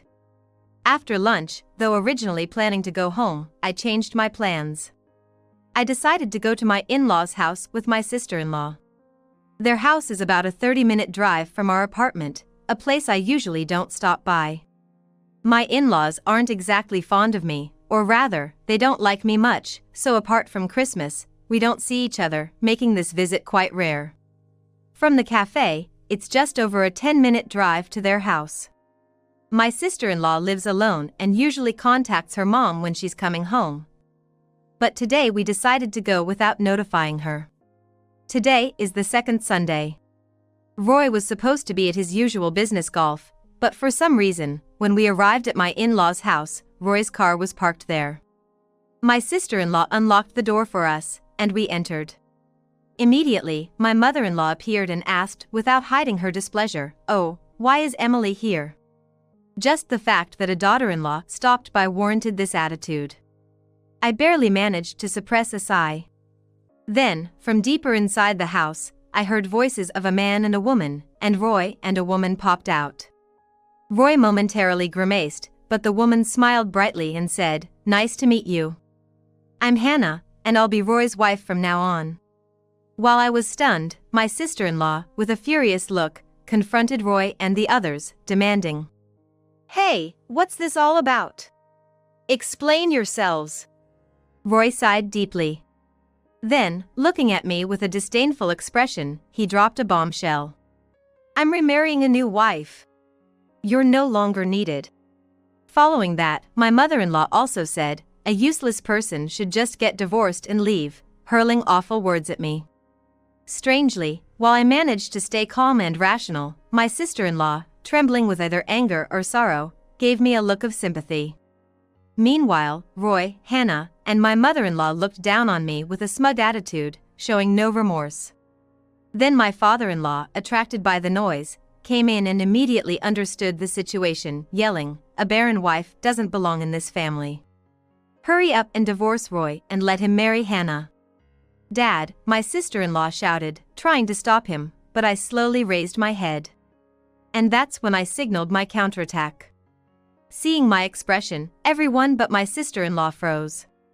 They probably thought I was hurt, about to cry from being looked down upon like this.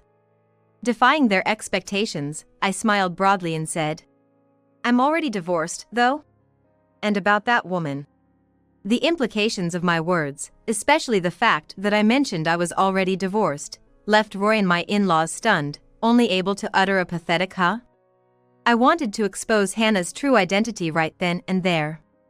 But instead, I sighed and said, "Roy, do you remember the fuss a while ago?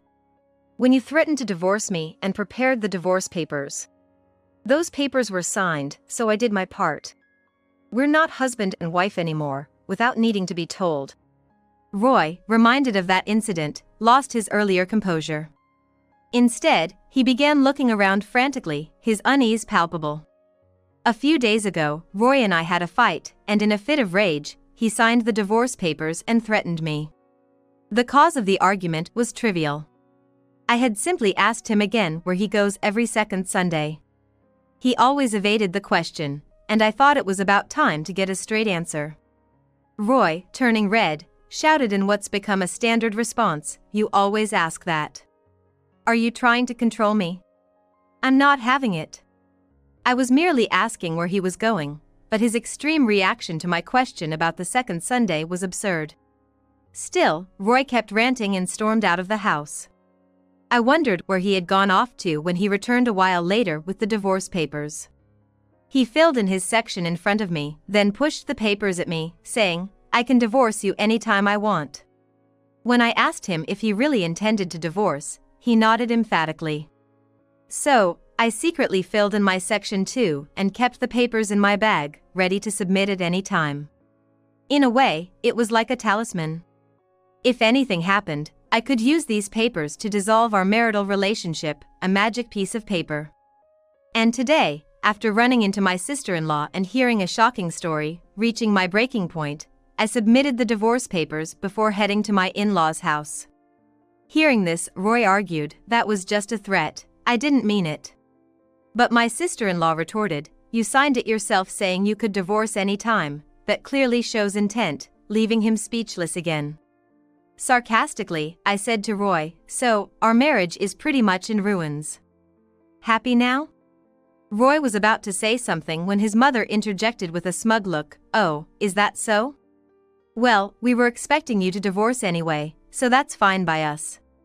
It seemed like Roy's father shared the same sentiment, nodding in agreement. To my in-laws, my divorce from Roy was inevitable, so to them, it was more of a relief than anything else. Hannah, standing next to Roy with an annoying grin, seemed pleased with herself. Noticing this, Roy chuckled smugly, "Yeah, that means I can start my life with Hannah, the first step to our future together." It was disgusting. My sister-in-law looked frustrated, as if embarrassed by these four. To me, these clueless family members and Hannah were just too foolish to take seriously. Ignoring their triumphant looks, I pulled out my phone. Then, I showed Roy and the others a photo that clearly depicted Roy and Hannah in a compromising situation. Timestamped and location tagged. I said to Roy, "I didn't file for divorce on a whim. I've been compiling evidence of your affair from the start," I declared, watching Roy swallow hard. Glancing at him, I added that I intended to demand alimony, right when Hannah burst into laughter. Frowning at Hannah, she blurted out, "So, you've been investigating me too? About that woman, guess you figured it out. I was gonna reveal that I'm pregnant." Too bad, Roy and his parents already knew and even let me stay here on purpose. My sister-in-law was shocked. When we met at the cafe, she had already been informed by Roy and my in-laws that we had divorced. The reason they gave her was shocking. They claimed I was terminally ill and had decided to break up with Roy, who had supposedly made a tearful decision. Roy had told his sister a lie about breaking up due to a fake illness. Hearing this story, I was appalled. According to my sister-in-law, Roy had cautioned her. "Emily is despairing over her life now. So, please don't contact her and accidentally upset her." Hence, my sister-in-law avoided reaching out to me, thinking it was for my own good.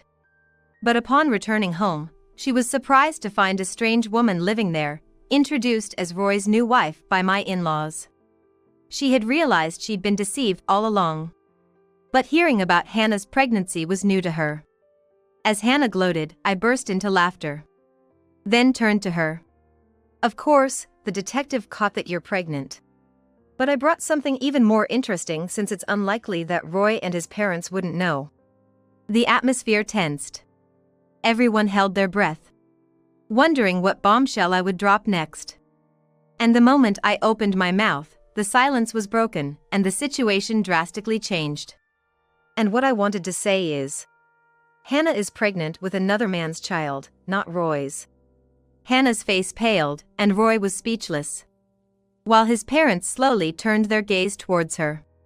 I had spared no expense on a detective to gather irrefutable evidence and information beneficial to me post-divorce.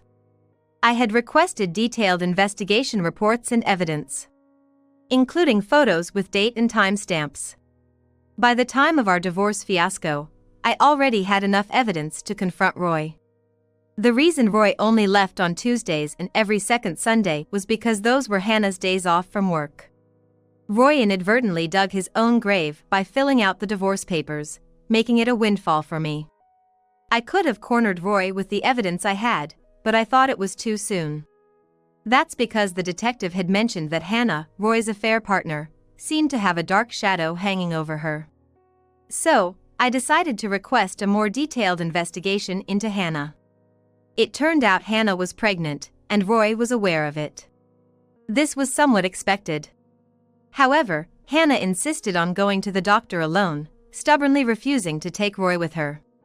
It seemed Roy thought nothing of it. But Hannah had a clear intention to keep another man from suspecting anything. In reality, Hannah was involved with another man, a married man with children, and the child she was carrying was undoubtedly his.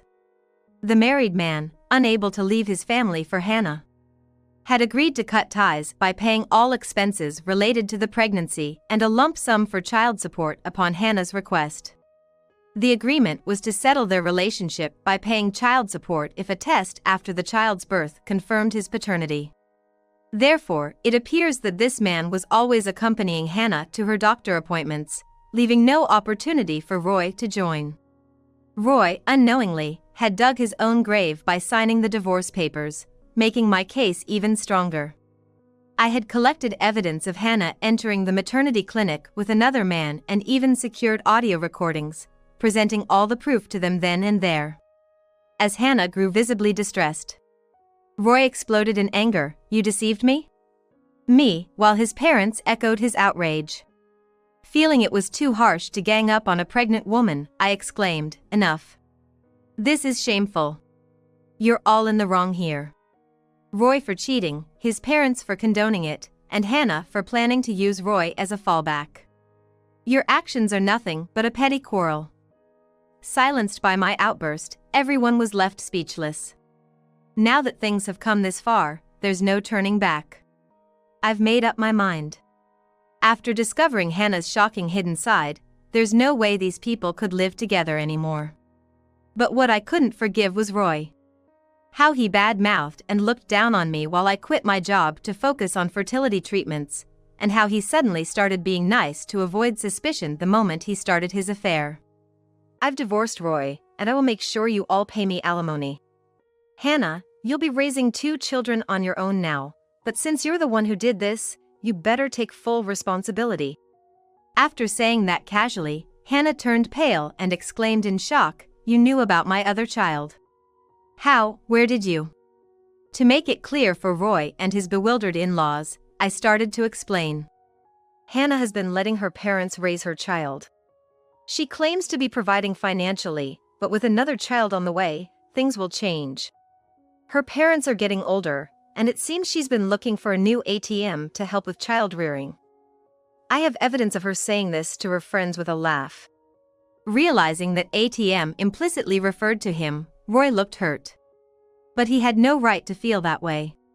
The in-laws were flustered, and in a panic, my mother-in-law dropped her previous confident demeanor, saying, "So, Hannah's child isn't our grandchild?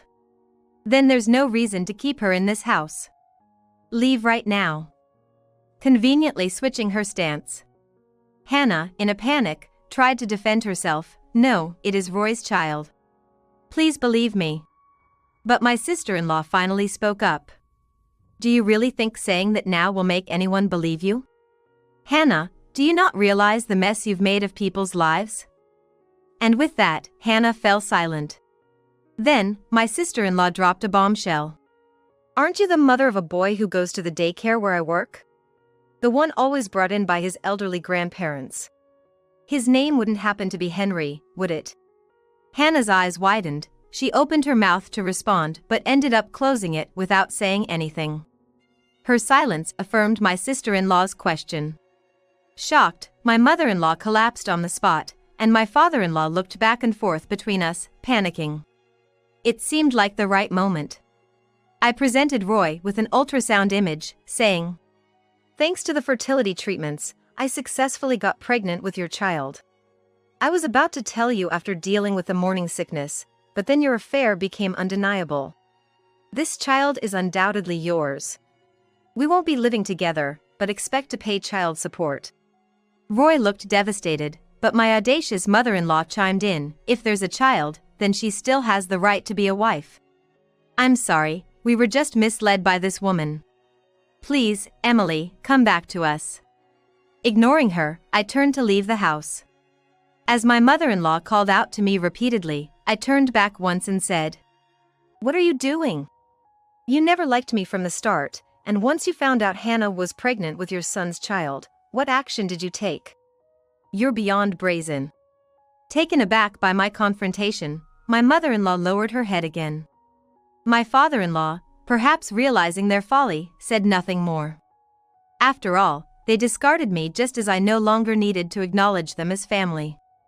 Stepping outside, my sister-in-law repeatedly apologized, asking if there was anything she could do. I said, "Just make sure they don't get away with this. From now on, I'll be handling things through a lawyer with Roy. And from now on, let's not be sister-in-law and sister-in-law but friends instead." Surprised, my sister-in-law nodded and said, "Let's get through this together." Following that, I hired a lawyer and demanded alimony.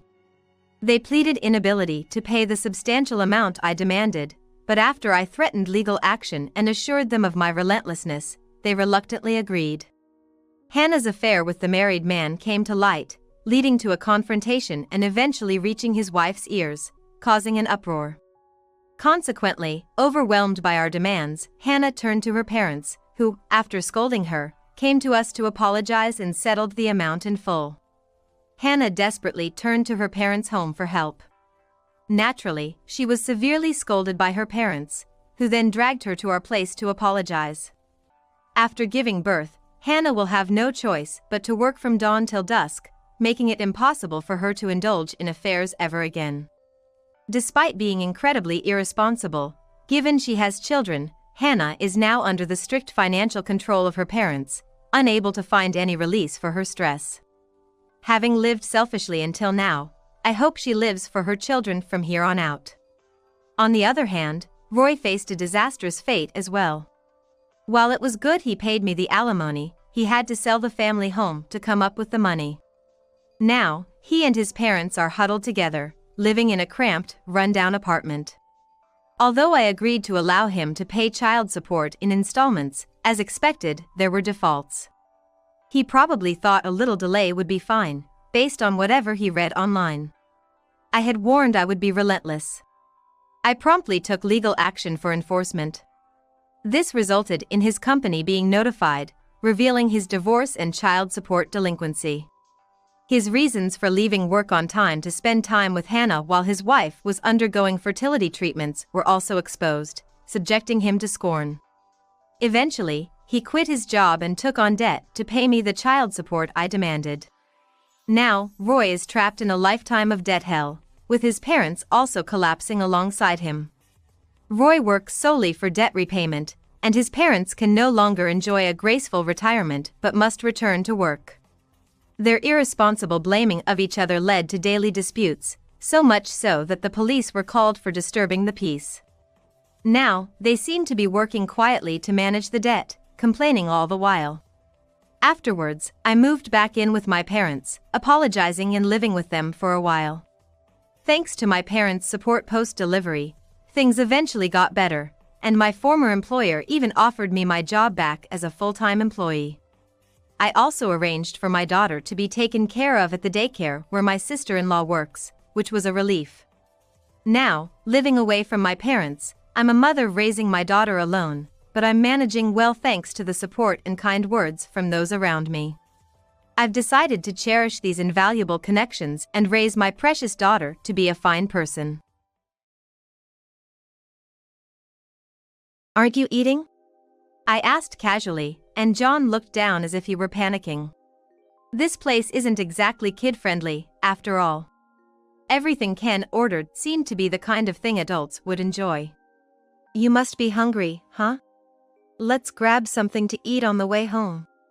John nodded slightly at my words. During the checkout, the waitress chuckled as she looked at John. Not doing it today, huh? You usually do. This? She repeated a motion with her hand, flipping it from paper to rock several times. When I turned to look at John, he was trembling, holding his head. What's wrong, John? You look pale, are you okay? I was startled into silence. Hey, Anna! He looked up at me fearfully, and as I hugged him, I quickly grabbed our things and stood up. Let's go, John. And with that, we hurried out of the place. My name is Anna Turner, and I'm a 33-year-old working at an advertising agency. It's been 11 years since I graduated from college and joined this company. I've gotten used to the work over the years, and I've started to find it fulfilling. Though the job is busy, my income has increased accordingly. I think I'm doing better than others my age. Being in a male-dominated environment, I sometimes feel unwelcome. When someone says, if you keep working like this, you'll never find a husband, it irks me. It's none of their business. I've never been particularly keen on getting married. I've always thought if it happens, it happens. That's when I met Ken. Ken, a client liaison, is also 33, just like me. Being the same age, we hit it off right away. Every time I visited the client, Ken would greet me with a smile. He might come off a bit flashy, but he's friendly and great at livening up meetings, making them enjoyable. Of course, we talked about work, but even after meetings, our conversations never ended. Before I knew it, we were exchanging messages privately and began to dine out together regularly, just the two of us. Things moved quickly from there. Ken started making his interest clear. Initially, I only thought of him as a colleague, so I was confused at first and evaded his advances. But upon reflection, it wasn't a bad idea. Having worked together, I knew Ken was competent at his job, and I think his income was about the same as mine. He was clean-cut, and not bad-looking either. Most importantly, I felt really comfortable around him. I didn't hesitate much before deciding to date him. I was actually looking forward to it. If he hadn't said anything, I might have been the one to ask him out. Our relationship progressed smoothly, and 6 months later, he proposed, and we decided to get married. But then, an incredible problem arose. You're kidding, right? Come on, don't make such a scary face. One day after work, when I went to meet Ken, he was standing there with a boy who looked about elementary school age. A much younger friend? No, perhaps a relative's child. Had they run into each other by chance? Thinking it was someone related to Ken made me nervous. Feeling a bit intimidated, I approached Ken, and upon noticing me, he smiled sheepishly and said, "Meet my son, John, 10 years old." "Nice to meet you." Huh? Son? The boy named John awkwardly avoids my gaze. I, on the other hand, ended up staring at him as if trying to uncover some truth. Wait. I don't understand. Son?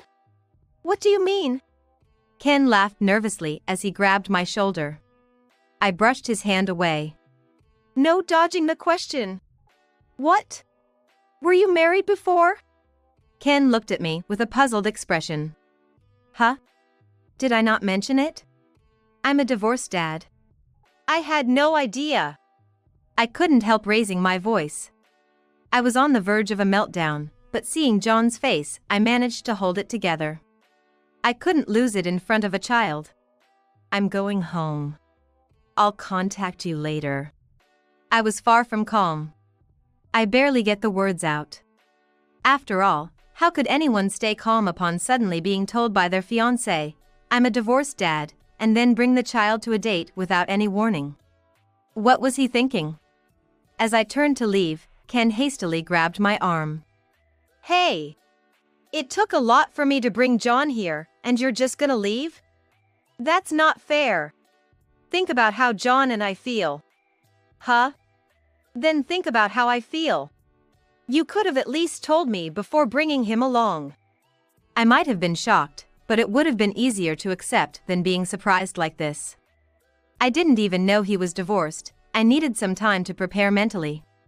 What if I told you beforehand and you decided to break up with me just because I'm divorced with a son? That would be unbearable. Ken glanced at John, then started stroking his head. Looking every bit the father. Look. John is such a good kid. I was confident that once you met him, you'd feel a maternal instinct too. Huh? He said it proudly, but that's not the point. He was making a lot of assumptions. I wanted to just walk away, but when my eyes accidentally met John's, I stopped. He looked nervous and quickly looked away, but his face still had an innocent look to it. John isn't to blame, but if I walked away and he felt responsible for that, what then? 10 years old. An age where he can understand things to some extent. I wouldn't want him to think he's a burden to his father's marriage. In the end, the three of us ended up having dinner together at a restaurant. Indeed, just as Ken said, John was a very good kid. In fact, he was so well behaved it felt almost unnatural. He would eat quietly during. Ken would talk to him, and he'd respond, but he wouldn't initiate conversation. Is it normal for a 10-year-old to be this calm? It was his first time meeting his father's partner. It wouldn't have been strange if he harbored negative feelings towards me. But I couldn't sense any emotions from John at all. It was as if he had given up on everything. Having met him, I couldn't stop thinking about it. Later, when I met with Ken alone, I asked him, "Hey, has John always been like this? Mature for his age, or should I say quiet?" "John?" Ken seemed pleased that I was interested in John. "Oh. You're curious, huh? Yeah, I mean, he's gonna be our son if we get married, right?" Despite feeling betrayed by him keeping his divorced single dad status a secret, I couldn't bring myself to break up with this carefree man. His demeanor was comforting. I had never met someone as easygoing as Ken. "So? What about it? Was he nervous around me?" "Nah, that's just how John is. He used to be a bit louder, I guess." Mireille used to scold him a lot. Mireille, his ex-wife's name, perhaps? Come to think of it, I still know nothing about Ken's previous marriage. He is so open. I wonder if it's okay to ask. "Hey, you don't have to answer if you don't want to, but what was your ex-wife like?" I asked carefully, and Ken didn't hesitate to tell me. "She's 2 years older than me. Just looking at her, she's pretty. Really beautiful, but man, her personality is tough. No matter how much I earned, it was never enough for her." "Huh. If he's praising her looks that much, she must be quite a beauty. As someone who's not very confident in my appearance, it kinda bothers me." Maybe sensing my unease, Ken hugged me from behind. "Don't worry. You're my best partner." "Yeah. I just can't dislike him. He always knows what to say. Besides, having a divorce and a child isn't like he cheated or anything. It just never came up before. Maybe him telling me before we got married actually shows he's sincere." I convinced myself to believe that. After that, I met with John several times. He was just as quiet as the first time we met. Getting married means considering important matters. I hoped he would get used to me, but what if his quietness was because he disliked me? Thinking it over didn't help, so when we were alone, I took the plunge and asked him. "If you're against it, we don't have to get married. What do you think?" I wondered if it was right to ask a 10-year-old, but I didn't want to marry without knowing his true feelings. John hesitantly answered, making my heart race. "I don't mind. I'm just shy." That's a relief. And a few weeks later, we got married. Not exactly a honeymoon phase, but the start of a new family life. I was anxious. Sure, Ken is one thing, but what about John? Is he okay with me? To him, I'm practically a stranger, a stepmom. I hope we can get along, but even I haven't fully grasped suddenly having a 10-year-old son. John, at 10, must be even more anxious. I hope to alleviate any anxiety and get along well. That's what I was thinking. But contrary to my thoughts, problems came from an unexpected direction. You're kidding, again? I muttered to myself in response to a message from Ken on my smartphone. Maybe Ken is the type who doesn't take care once he's got it. After we got married, Ken's behavior changed drastically. Overtime and drinking parties became the norm. Without any guilt, he'd even come home in the morning. If this were a boyfriend. Well, even then, I'd be a bit unhappy, but now that I'm his wife, it's unbearably frustrating.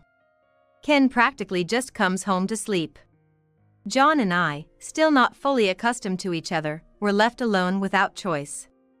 Even if it were just me, but with growing John around, I couldn't skimp on meals. Even mealtimes became a source of stress. How was school today? It was normal. The conversation just doesn't flow. I feel bad for John, but I just can't think of topics to discuss with a 10-year-old. About a month into this routine, I finally lost my patience and confronted Ken. Enough is enough. You're out drinking every single day. It's ridiculous. Huh? It's not like I enjoy drinking. There's this thing called socializing in the world. You're in sales, you should understand. It's not just about drinking parties. There are days when work just doesn't end. If that's the case, I'm also swamped with work. Since we got married, I've been rushing home early because I worry about John, even when it means I can't work overtime. I've been starting early in the morning or using my lunch breaks to catch up. Lately, my lunch breaks have been all about working with one hand while eating sandwich with the other. You used to have time to go on dates with me before we got married. It's not even the busy season now, so what's keeping you so busy? Come on, answer me. Ken fell silent for a moment, looking slightly annoyed, then let out a small sigh and smiled. My bad. I guess I've been taking you for granted. Let's go out for a meal, the three of us, this weekend as an apology. And I'll try to adjust my work schedule from now on. Really? You promise? It's been a while since we've eaten out. I wonder where he'll take us. I can't help but feel excited, even though I know it's a bit silly of me. Ken took us to what looked like a very expensive high-end restaurant. Just the exterior of the place was overwhelming. It felt like the kind of place where important people might have meetings. Hey, this looks expensive. Are you sure? I whispered, not having any idea how much it might cost. Ken then covered his mouth, chuckling softly. Stop it, you're embarrassing. You're making it obvious we're not rich. We stand out. To you, this might seem like a dream place. But I'm used to it. I could feel my face heating up with embarrassment. He didn't have to say it in such a demeaning way. Thinking back, the places Ken and I went to before getting married were all reasonably priced. Even the place where he proposed was an Italian chain restaurant. So I was just worried that he was stretching himself too thin by bringing us here. And yet, he says he's used to it. Who has he been coming here with? I've never been brought here before. All right. I muttered an apology, following a waitress and Ken. Right this way. The smiling waitress led us to a private room, as was to be expected. This, and include the usual. Ken ordered with ease, as if he'd done it many times before. It looked like a place that could be used for entertaining clients, so maybe he's been here for work a few times. It would be a waste to sulk after being brought here, especially to such a high-end place that I might not get to visit again. I've got to enjoy it. Indeed, every dish that came out was delicious. Eat up, so you have no regrets. Ken was in a good mood, drinking his alcohol. He glanced at me and ostentatiously lifted his glass. If only you could drink too. Indeed, it's a shame. I've tried alcohol a few times after turning 21, but it seems I just don't have the constitution for it. It's not that I can't drink, I just don't enjoy it. Plus, alcoholic beverages are generally expensive. If I'm going to spend the same amount of money, I'd rather have juice or water. Since realizing this, I've stopped drinking alcohol, both privately and at work. Watching Ken now, I do feel a bit envious of how well he seems to enjoy his drinks, but I'm sure I wouldn't find it as tasty even if I tried the same. Just a sip? The expensive stuff is good. I'll pass. Missing out on this, you're really losing out on life. His drunken banter is irritating. Wasn't today supposed to be an apology? To blow off the bad feelings, I gulped down my ginger ale when a concerned voice came from beside me. Are you okay? John was looking at me with furrowed brows. Maybe my irritation showed on my face. It's embarrassing to have worried about him. I'm fine, really. Thank you. I waved my hands dismissively and then realized something. John hadn't touched his food at all. Aren't you eating? I asked casually, and John looked down as if panicked. This place certainly isn't kid-friendly. Everything Ken ordered was more suited to adult tastes. If only they had French fries or burger, something that appeals to everyone, but of course, there was none to be found. You must be hungry, huh? Let's grab something to eat on the way home. John nodded slightly at my words. I felt relieved to get a response. Looking at Ken, he had just finished the last of his drink in his glass. With all the food on the table eaten, it was about time to head home, so as not to keep John waiting. Ken, that was delicious. Thank you. When I hinted at leaving, Ken seemed to get the message and placed his empty glass on the table. Then, shall we head home? Yeah.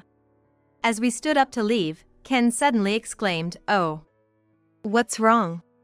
I saw someone I know at the entrance. I'll just go say hi, so please settle the bill with this. Got it. As I called the waitress over and paid the bill with the wallet Ken handed me, she chuckled at John. Not doing it today, huh? You usually do. This? The waitress gestured with her palm towards us, flipping it between rock and paper. Was it a goodbye gesture? John isn't close with me, has such a cute interaction with the waitress. It's a bit frustrating. After taking the payment, the waitress said, "Please wait a moment," and left the room. So, John, you've been here a few times, huh? As I turned back to John, he was trembling, holding his head. What's wrong, John? You look pale, are you okay? I caught myself mid-sentence. What the waitress did earlier wasn't a goodbye gesture.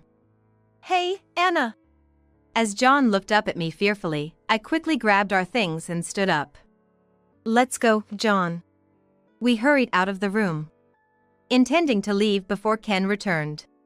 However, as we approached the exit, I spotted Ken near the entrance. This way, he'd notice us while we were collecting our jackets.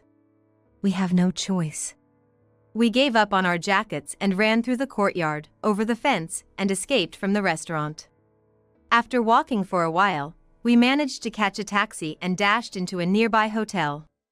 Throughout the escape, John was silent. I bought some water and handed it to John. As we sat down and he drank water, the stiffness in John's face finally seemed to relax a bit. Are you okay now? Feeling better? Yes. That's when I brought up something I had been curious about. That thing the waitress did earlier, it was a hand signal, right? John slowly nodded. From an open hand to bending the thumb and then covering it to make a fist. At first glance, it just looks like changing from an open hand to a fist, but in reality, this gesture means "please help me." So, it meant that John, when coming to the restaurant with Ken, for some reason, relied not on his father Ken but on a stranger, the waitress. This suggests that maybe Ken was causing John some kind of harm. That's why I decided to flee the restaurant with him at that moment. Could it be that Ken did something to you? No. I wasn't harmed by anyone. Then who? After squeezing his eyes shut and taking a deep breath, John slowly started to explain. The truth is, The story John told me was far beyond anything I had imagined. To think that Ken could be that kind of person. I'm sorry. My dad caused trouble, even though you're so kind. The sight of a 10-year-old apologizing on behalf of his father was heartbreakingly sad. At the same time, I felt a surge of anger towards Ken. Either way, we can't let this go on. John and I began to plan what to do next. During our conversation, Ken called several times. We still have more to talk about, but it looks like we should head home soon. After paying the fee, we left the hotel without staying. What were you guys doing? I wanted to introduce you to my friends. When we got back home, Ken complained. Sorry. I got a stomach ache and ended up staying in the park's restroom near the restaurant. There are restrooms in the restaurant too. Well, you know, it's embarrassing in such a fancy place. Fine. Whatever. He mumbled, but it seemed like I managed to deceive him. Then, I started preparing for the coming days. About a week later, with my preparations complete, I made a suggestion to Ken. I feel like drinking after a long time.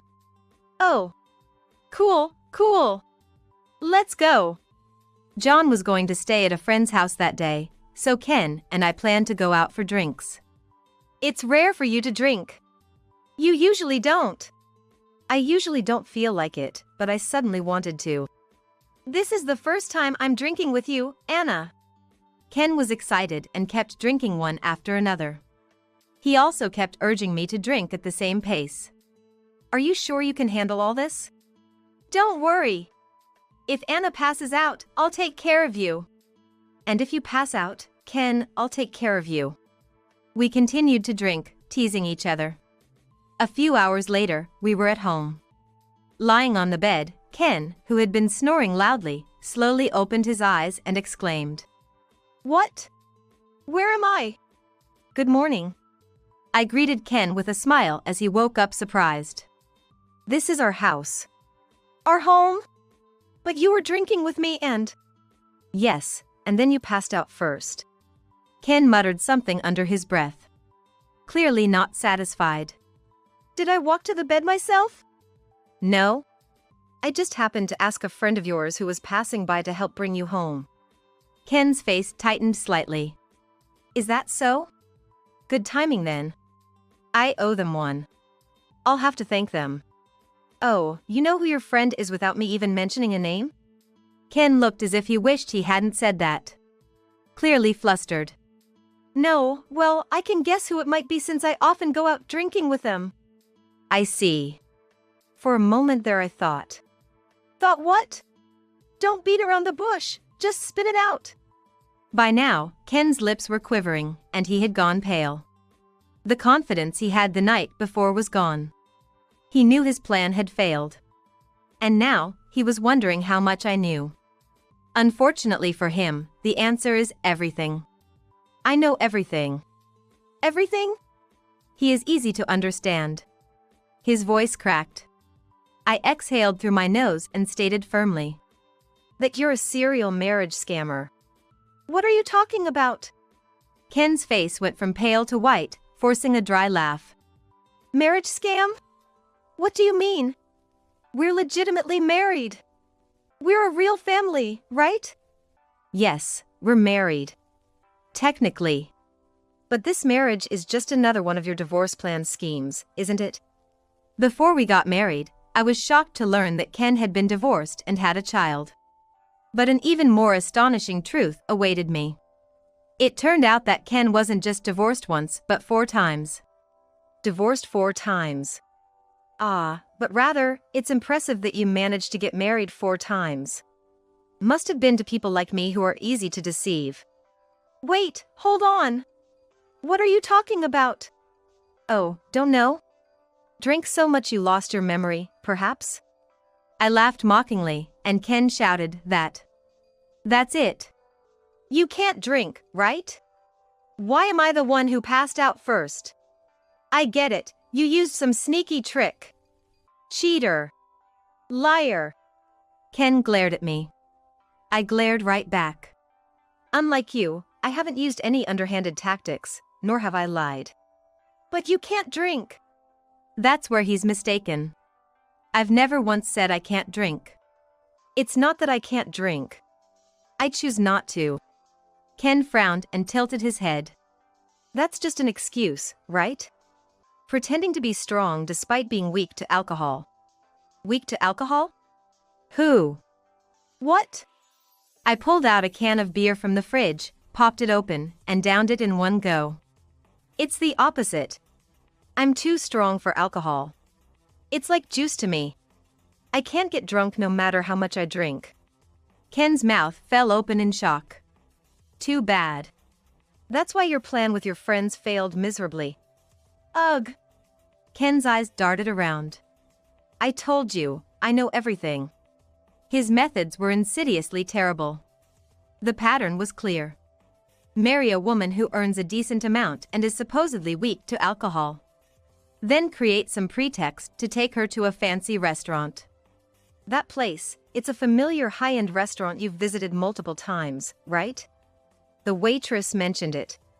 You always bring a colleague who loves to drink, asking for dishes and desserts to include alcohol. At that time, the waitress thought I was just one of Ken's colleagues, not his wife. And you specifically requested that the cooking methods not allow too much alcohol to evaporate. Why? No, it's just that, I was trying to let her know how good the drink is, Ken started to fumble with his words, making excuses. Even now, he's trying to wriggle his way out of the situation. No, that's not it. You wanted your intoxicated wife to cheat in her drunken state, right? It was a despicable scheme to get friends to hit on his drunk wife, creating the illusion of infidelity.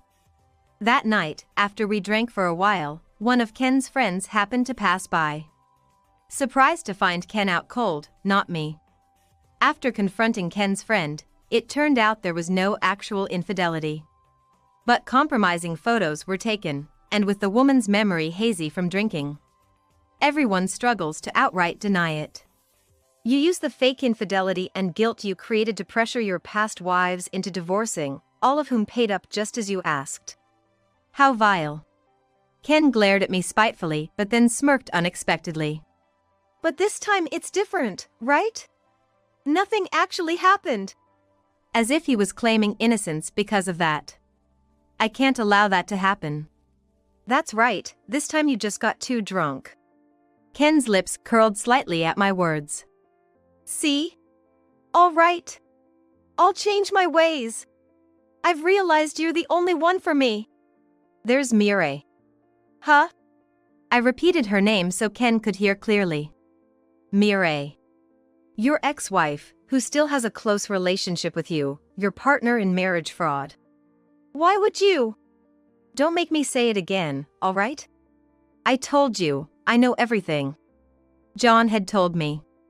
Mom and Dad, they seem to meet every day. They don't have a bad relationship. Then why? I don't know, but they both said it was for money. The reason for their divorce remains unclear. Being a single parent does come with more support, but would someone divorce just for that? I wonder how much trouble John went through because of it. Even a 10-year-old child understood that his father was up to no good. That's why he sought help through hand signals from the waitress. But the waitress, unaware of its meaning, couldn't grasp what John was going through, making my heart ache. So, this time I'll be the one who is asking from you. Huh? Why? After all the marriage fraud and cheating with your ex-wife, you think you can get away with it? Ken bit his lower lip in frustration. Ugh. Yes, and I'll be informing the police about your past wives too. I'm sure once they know the truth, none of them will ever forgive you. No way! Ken collapsed on the spot like an octopus. If only he really were an octopus. I'd have loved to slice him up and scatter him across the sea. Ken readily agreed to the divorce after that. Moreover, it turns out he might have a child with Mireille. She's been pressing him for a remarriage. But, is it really my child? He wondered, but I couldn't care less. If he doubted it, he shouldn't have engaged in such acts. It's just more evidence of his infidelity for me. The alimony was paid in a lump sum. Luckily, it was Ken's bonus month, which was a relief. Ken had hoped for installments, but that would mean staying connected. No way I'd want that. I blocked his number. Rumor has it Ken's currently in a tight spot. After being sued by his ex-wives, one of them stormed into his office to expose everything. It forced him to resign and left him unemployed. Ken sold everything of value and ended up moving into Mireille's place to scrape by. Initially, Mireille, who had been pushing for remarriage, refused after seeing Ken's current state and now fights with him daily, demanding he leave as soon as possible.